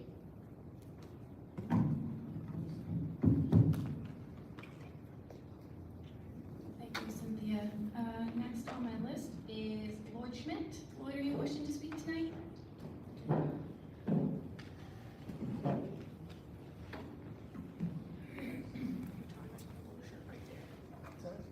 I'll let you know when there's 2 minutes. What's that? I'll let you know when there's 2 minutes left. Oh, okay, all right. Hi, well, you all know I'm running for town council, and I'm spending my time now running around talking to residents. And there's 2 things that any democratic process should be mindful of, and that's transparency and accountability. And I particularly like what Councillor Gerard said about it might be on paper, but it doesn't always work out in reality, right? So, and Cynthia, you're absolutely right. There's some people, I'm not kidding you, I talked with Beth over on Crescent Avenue and all kinds of people all over the place. And they've been damaged seriously, some serious financial damage here. And for them to be looking at a development up there where maybe the stormwater management, you got it right up there, but they're gonna be pretty jealous of those people that don't have to worry about stormwater management, and yet people in McDougall Heights and Glenview and Palmer's do have to worry about stormwater management. You got a spot somewhere there where you talked about the grade and that green space and how that water was going to hold the water down there. I was just up in Glenview today, and I never really took a look at it with a critical eye, but I know that there's a green space between, help me out here, Marissa, between Alicia and Palmer's there, like right there. Beautiful green space, beautiful virgin forest, and yet there's property there that's just completely destroyed. So the idea that that's going to hold all that water, you know, who's going to be accountable? Like if something happens, who's going to be accountable? Whoever the town planner or whoever is that goes in there and lays down the law is going to have to be a pretty brave person, okay? Because you're talking to some pretty powerful people, all right? The other thing is the transparency issue, all right?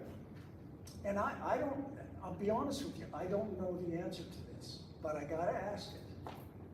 Is there anybody that now is on council or works for the town of Kentville that used to work for Bryson Development? Okay? Because that could be an issue.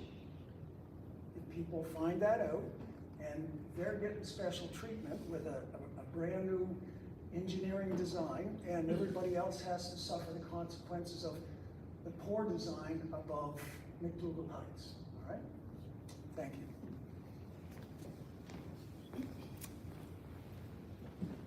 We do have a few more people on the list who've signed up to speak. Is there anyone here that wants to speak that isn't on my list yet?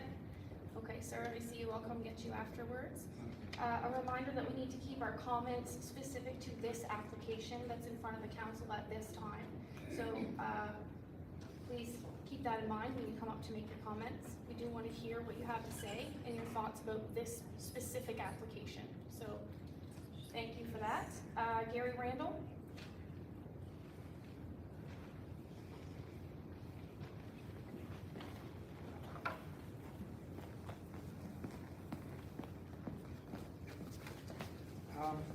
Net zero. Good evening, councillors and mayor. Net zero, you talk about net zero. Take a walk out the trail, the railway track, go from here to Palmer's, and there's sand everywhere. That's your net zero. It's enforced, it's gonna happen, it's guaranteed to all of us. If you look at it, it's like a sand pit out there, and it didn't come from the migratory bird area, it came from uphill. We talked about, they mentioned that the extension services are the cost of the developer. He has to put in the extension services. But if that overloads what we already have, we're responsible for that additional load that goes into what we already have. And we know in a lot of cases what we already have is not big enough to handle what we have coming down right now. So if we dump more into it, how long is it going to take to pay off the 5-foot pipe going down through the ball field now to service Condon Avenue alone, because there's no net zero there, right? And it isn't Condon that's caused the problem, it's upstream of it. I think it's going to take a long time to gather the tax money that's just going to help Condon alone to pay for that 5-foot pipe. I went to the Windsor area. There's a great big high apartment building up there on the hill, in around the area where the old arena was, but further off in the distance. You can't miss it if you drive down the 101. And I'm not sure if that's Bryson. Is that Bryson? Okay. I'm sorry, Mary. I am going to interrupt just to remind you. We Yeah. have to talk about this specific Okay, application. yeah. We've got to stay away Yeah. from evaluating other developments by the same developer. Right. Or past developments that have Yeah. occurred in the town. Yeah. And I'm not trying to be, I'm jumping Yeah. up on you because I'm giving the example for everybody else that's coming after you. Yes. So thank you for accepting But that. I did notice in the photos up here, we showed photos of other areas that Bryson has developed to convince us that it's a good development. And if you were to take a drive there, you'd see it's just a mud slope right down to the swale at the bottom. And I was to the URB hearings and stuff like that too, and talking about a previous development they wanted to do at McDougall Heights, which they have permission for. It was a guaranteed thing it was going through. And I looked at the photos there, no sidewalk.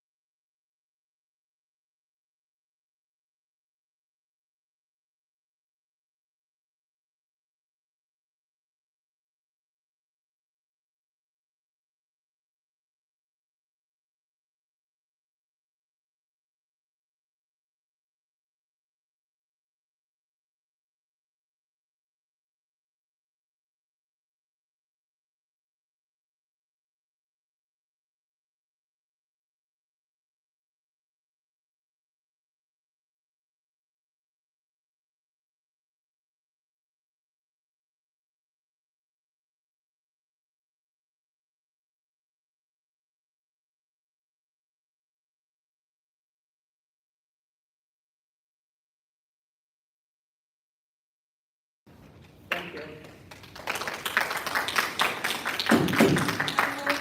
Reminder of the rules, there should be no applause and there should be no booing. We're just going to keep it real neutral if that's okay.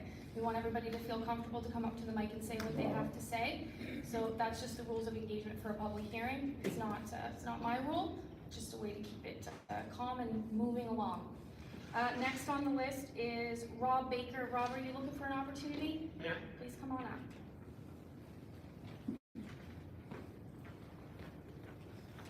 Your timer's in the blue shirt right there. Timer's in the blue shirt. Thank you. Jeff. Thank you, Madam Mayor, councilors, and some fantastic planners.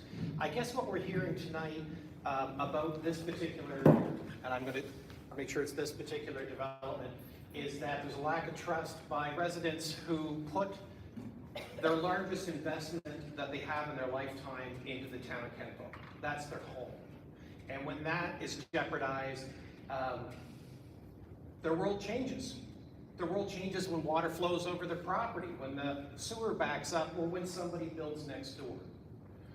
So I asked a number of serious questions here that the developer is allowed to answer, as maybe planners are allowed to answer, is that you talk about, if I may, you talk about meeting a market segment's need.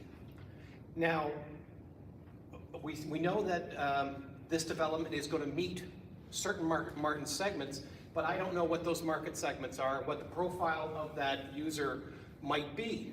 If it is a rental housing unit, what's the profile of that person?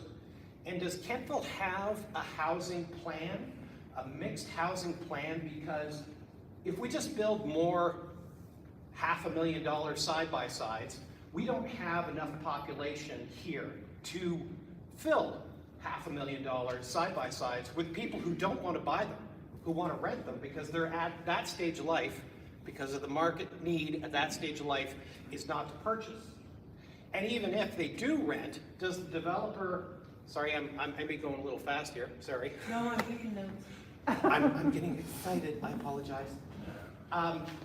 When a person rents a unit, 10 years hence, the developer decides, we're not going to rent this anymore. This unit, we're now ready to sell it off.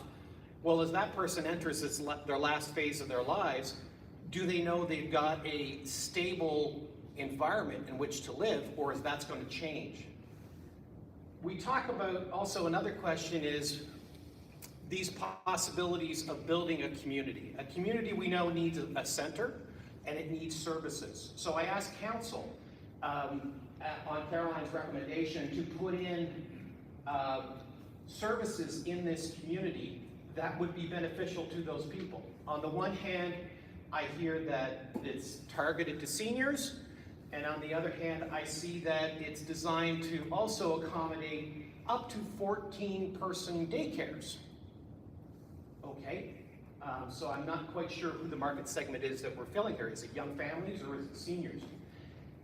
Another question, and I'll finish on this because 3 is too much, is that when we're developing green space, we know that seniors require, 2 minutes, thank you. We know that seniors require, would be nice, 12 months accommodation. So we know the walking track downtown Kentville is only available certain months of the year. They kick the seniors out even before the ice is cleared off the tracks. So it would be nice that if we knew that there was a steady recreational plan, that we didn't put seniors on a slope in the ice. So I asked, again, the most important thing I guess that I'm asking for here is, does Kentville have a housing need assessment, and does that match with what this developer is putting in place? Because if we're not meeting Kentville's needs, we don't need more multi-million-dollar housing.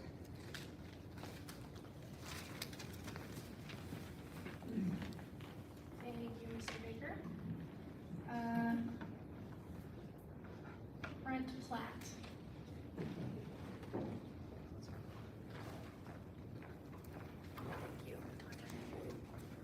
Jeff, I promised me under 5 minutes. Thanks, Rob, because you've got about 3 to my 3, so I'll try to be creative here. Sorry, man. But I think I'm hearing council say that over the last 8 years, no development agreement was met. There was a desire to fast track this to ensure that this could happen. And yet there seems to be still a lot of questions. And I know that no planning strategy is ever going to answer all the questions that might be in front of you. And it sounds like both consultants did a wonderful job coming up with a plan to present to us in a short period of time to make sure that some of those anticipated questions could have been answered.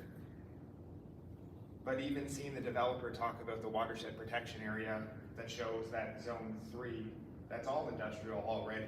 So I guess we're not all that concerned about industrial building in that particular part of the watershed. But certainly having limited use for residential might be helpful, because there is a need provincially for more housing in the province. But our population growth isn't necessarily seniors and empty nesters, but this population designed for this community seems to be targeting that. It does also talk about not necessarily above market, but not affordable housing neither, and kind of at market rate. So there may be a desire of people wanting to come here, maybe people that were expats that want to move back to the province. But does that fit into an overall plan? Has one of those been identified? I know this council has talked about growing our population to over 10,000. Not related to this, there is an infrastructural issue that needs to be addressed before we can get there. So how do we get there with this particular plan, and why the urgency to come up with that decision now in the middle of an election cycle is, I guess, a question that I have.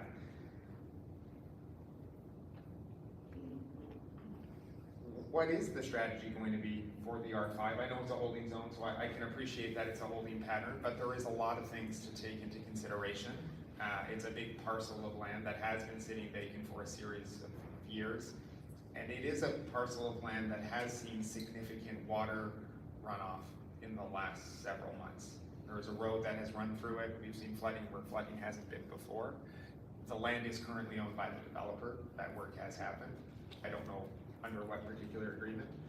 So I guess I'll end there, but it's good to be able to hear some of the plans.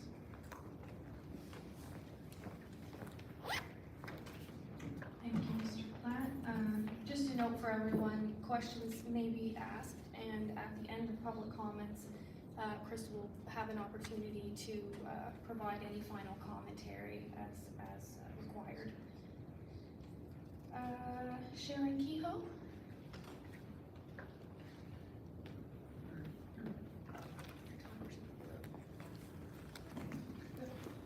Good evening.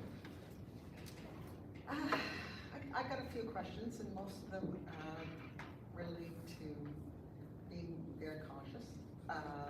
First and foremost, this land is industrial land at present.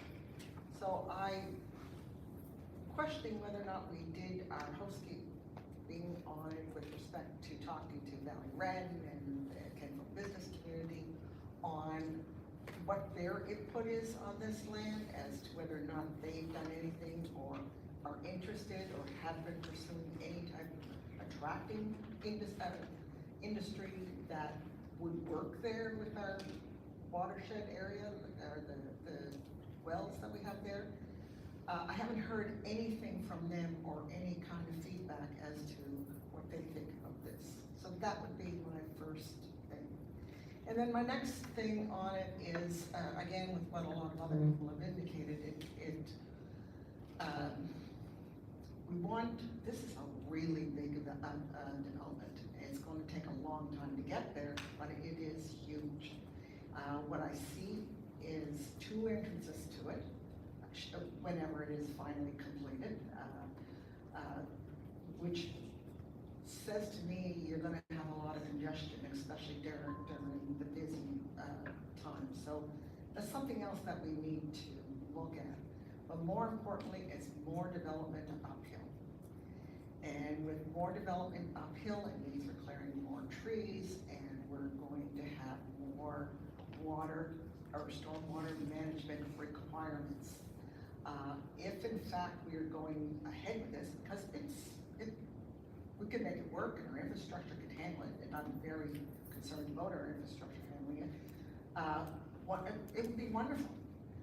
But can it? And if, especially what Councillor Gerard was talking about with respect to lot development and the next lot, and it's higher and it's higher. We have seen this time and time again, that we're all drowned, anybody lower than the next lot up.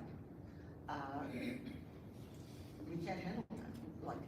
And we currently have an RFP out there for an engineering company to come in and look at our current situation and what we need to do to fix it. So, not saying no to this, I'm just saying, can we slow this down?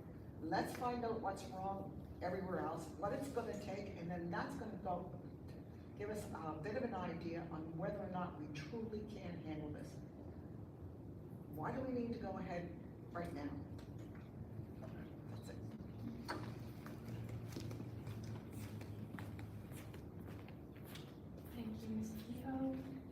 have Braden Dion on my list. He's not here. He is here. He's there. Come on up, sir.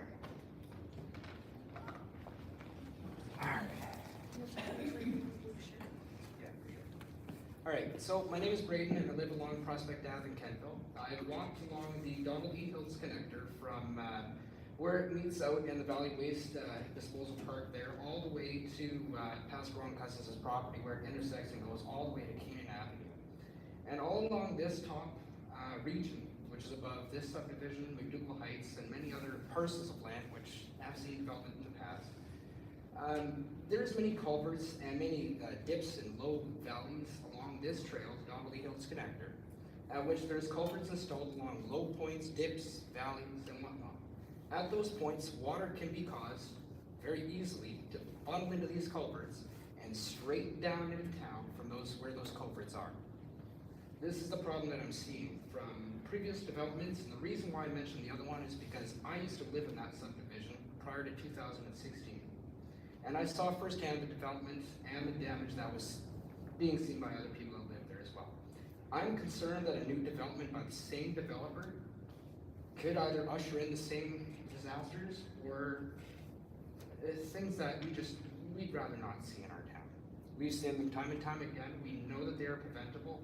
We also know that there's a study at present hanging over our town that is able to see the culvert and the extent of these culverts and the stormwater damage situation in our town. There's no reason why we can't wait to pause things, to figure out what is actually needed, and be smart about development for once. Thank you.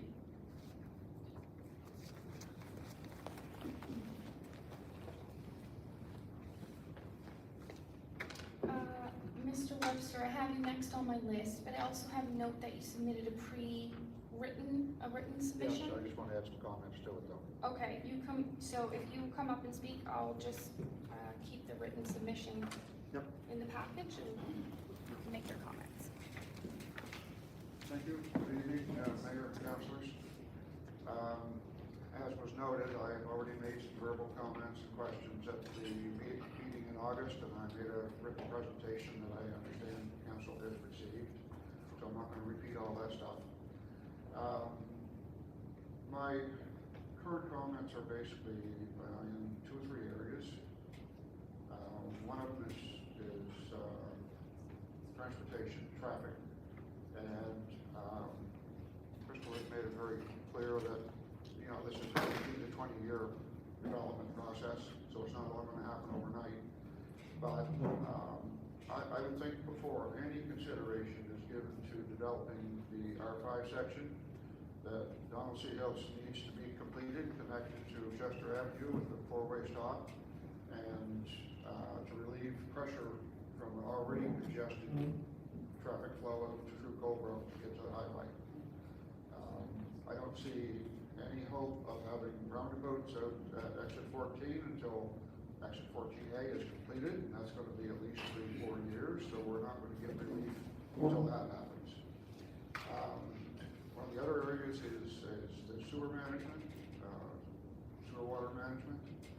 As was previously mentioned, the proponent is responsible for the infrastructure that supports his development, but he's not responsible for the downstream portion of it that's got to handle that increased flow. So not only is the town of Kentville going to be responsible for that, but I'm sure you all watch the news fairly often with the reports of odor and pneumonitis. Obviously the system is not handling the flows that it's already getting. It's not working. So I'm sure that Kentville is a shareholder in that process, and we're going to have to do something about working with the county on mitigating that. The other point that I would like to make, same as some others have made, is the timing of this application and the process, and the speed of the process. I think it's a pretty large burden to place on the incoming council and the new staff that have been added in the last few months to have this kind of proposal accepted in its entirety and left for them to deal with. It creates raised a question about splitting the approval at the last meeting. But I was told at that meeting that that can't be done. It's either a yes or no. You either accept it as it is or you reject it. And if the proponent wants to reapply with a different proposal, then that would take place. 2 minutes. Okay. I would hope that council and staff are 100% satisfied that all the guardrails are in place before you vote on this next month. That you are satisfied that the guardrails are in place to ensure that this development, if it's approved, goes ahead with conditions that are enforceable.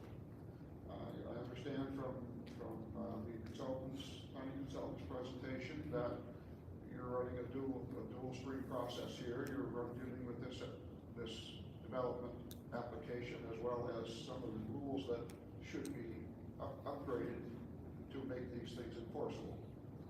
I would hope that one is conditional on the other, but the enforceability side has got to be in place before the development can be entertained. Nothing says that the developer does not have the package already to put on your desk after this is approved on the 1st. I would hope that both sides, the staff and council, are very secure in their decision making next month. Thank you.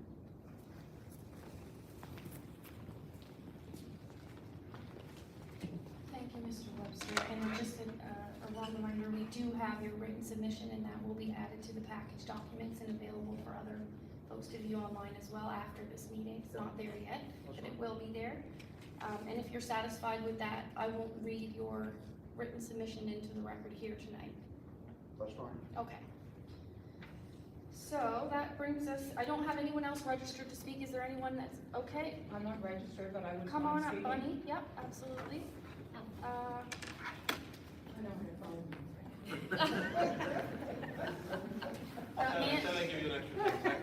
That man in the blue's your timer. He's already warned me because he knows I'm quite a chatterbox. Well, I got the book over here, so. Okay, listen. Okay, I'm Mike Bennett, and I live on Common Avenue. And I don't see anyone else from my flood zone here. Anyone else from Condon here tonight? I don't think so. I've spoken about this before. First of all, I'm not against development. I think in order for our town to thrive and be successful, we have to have development. But I agree with what a lot of other people have said here this evening, and that is, let's have a good look at this. Let's not rush into this. I think, Crystal, you made a very interesting comment about our infrastructure. That is something that Bryson can't fix, but we need to fix it. And I think we need to take time, new council coming in, there's so many factors. I'm tired of living on Condon Avenue with now 70 sandbags all along my property. We're scared to death every time it rains. And part of the reason, in fact, probably all the reason, we've been there 35 years, never had floods until about 15 years ago. We now have had 7 floods. Silt, rocks, roots, you name it, we have it. We don't just have muddy water that nicely goes away. We are left with heavy silt, rocks, which we are responsible for getting off our property and out for them to clean up.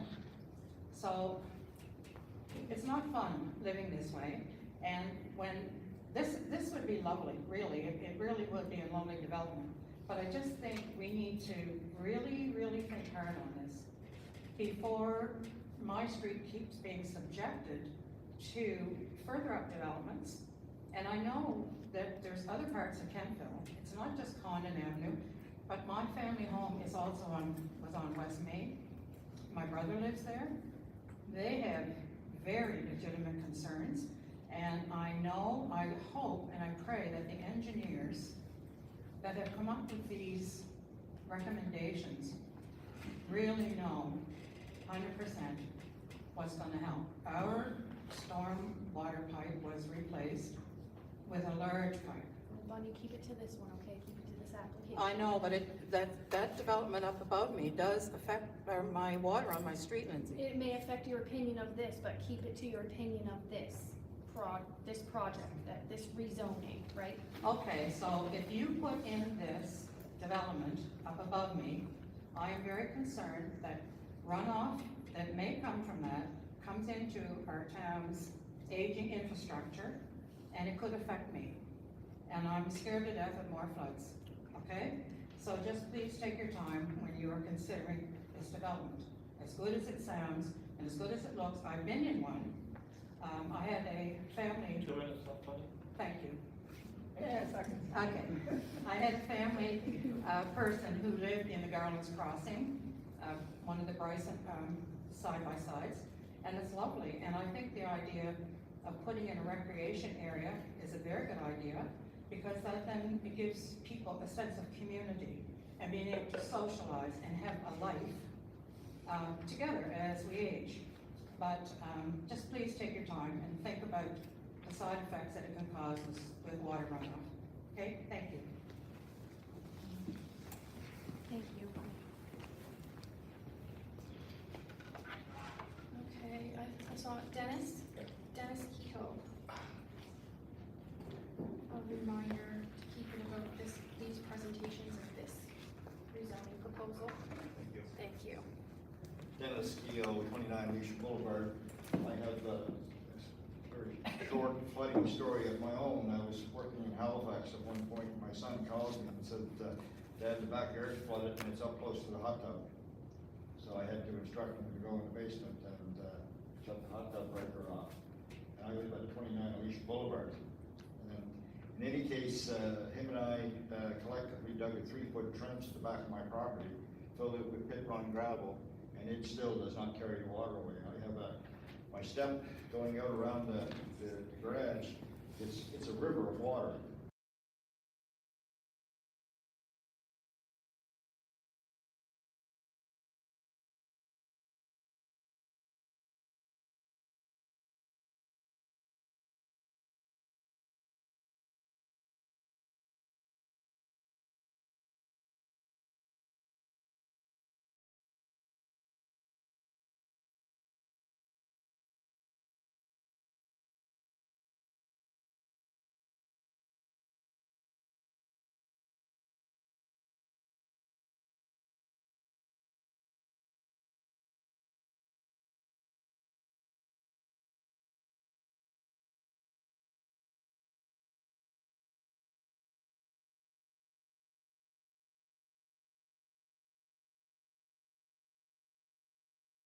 The federal government does it.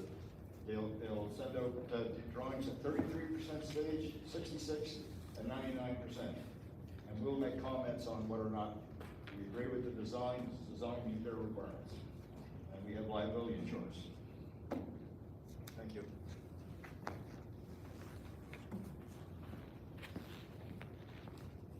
Thank you, Mr. Kehoe. Anybody else who's not on the list and wishes to speak? Second call, if there's anyone here that wishes to speak. Third and final call for anyone here who wishes to speak at this hearing about this rezoning. Going once. Can I ask one question? We might not answer it, but you can ask it. Well, no, this maybe if Crystal may be gonna answer some questions, are you, Crystal? She's not, we're not gonna do a Q&A, but Crystal No, is but gonna have an opportunity to come Okay. up and make final comment based on what she heard from council and from the audience tonight. Okay, well, what she's gonna hear from me is it's gonna be much clear cutting. Thank you. Crystal, do you wish an opportunity to say a few things before we Sure. conclude tonight?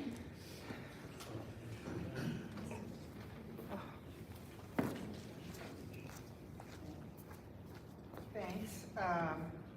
Yeah, I'll answer. Nice to see you, buddy. You too, Crystal. It's been a long time Nice to since the see you ladies' again. lunch at Christmas. Ex-municipal. And just in case people thought I was falling asleep, and by this time of night, my knee hurts with my arthritis and I have to sit with my legs straight, so I had terrible posture, but I was really listening to. Maybe too much information, but I just wanted you to know. So can you give me my 5 minutes? Because if they get 5 minutes, I should get no more. Okay.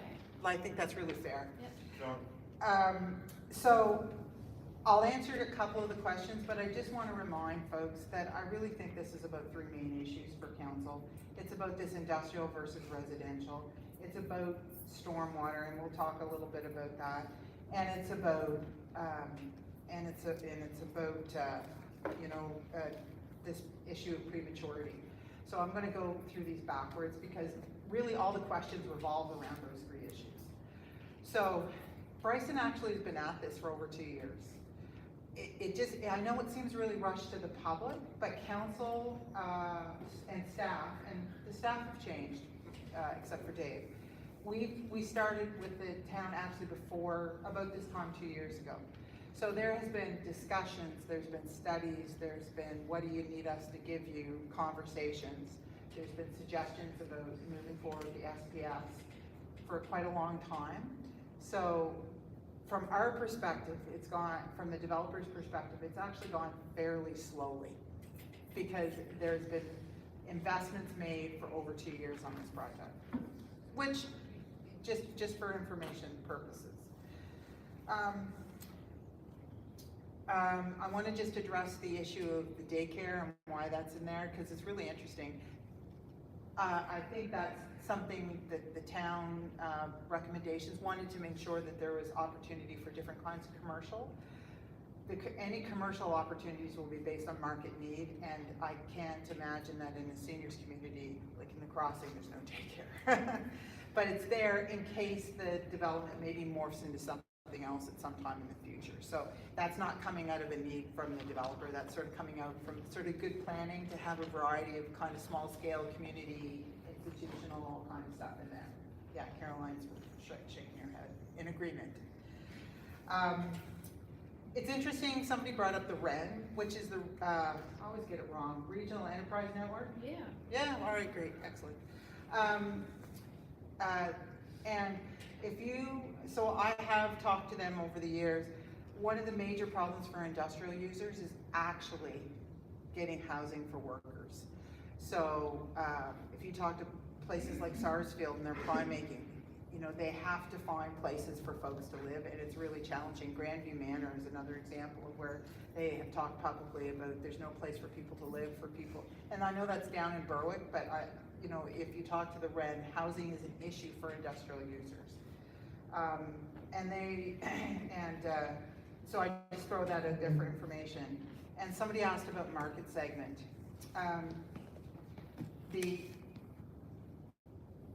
When you're doing development,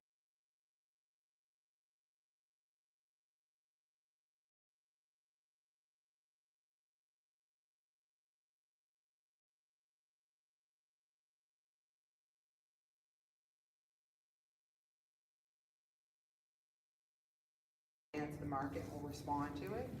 So it's a really good question, and housing strategies, big fan of them.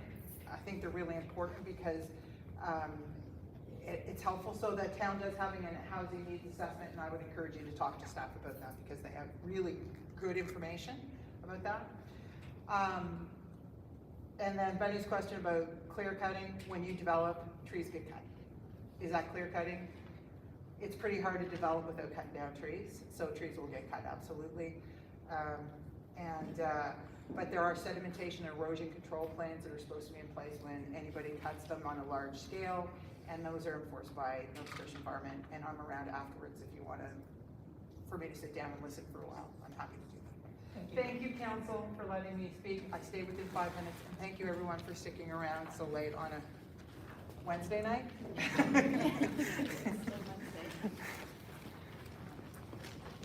Thank you everyone for coming. That does conclude our official business, but Mayor Snow, would you like to close us out? Thank you very much. Again, thank you all for being here, and your comments have been noted, and there will be minutes following up. And council, I would entertain a motion to adjourn this meeting.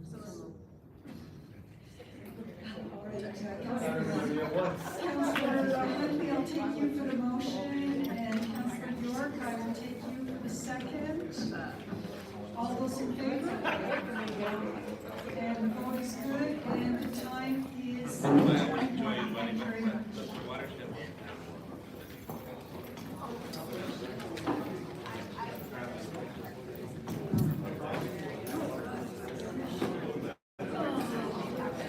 luck. Yeah.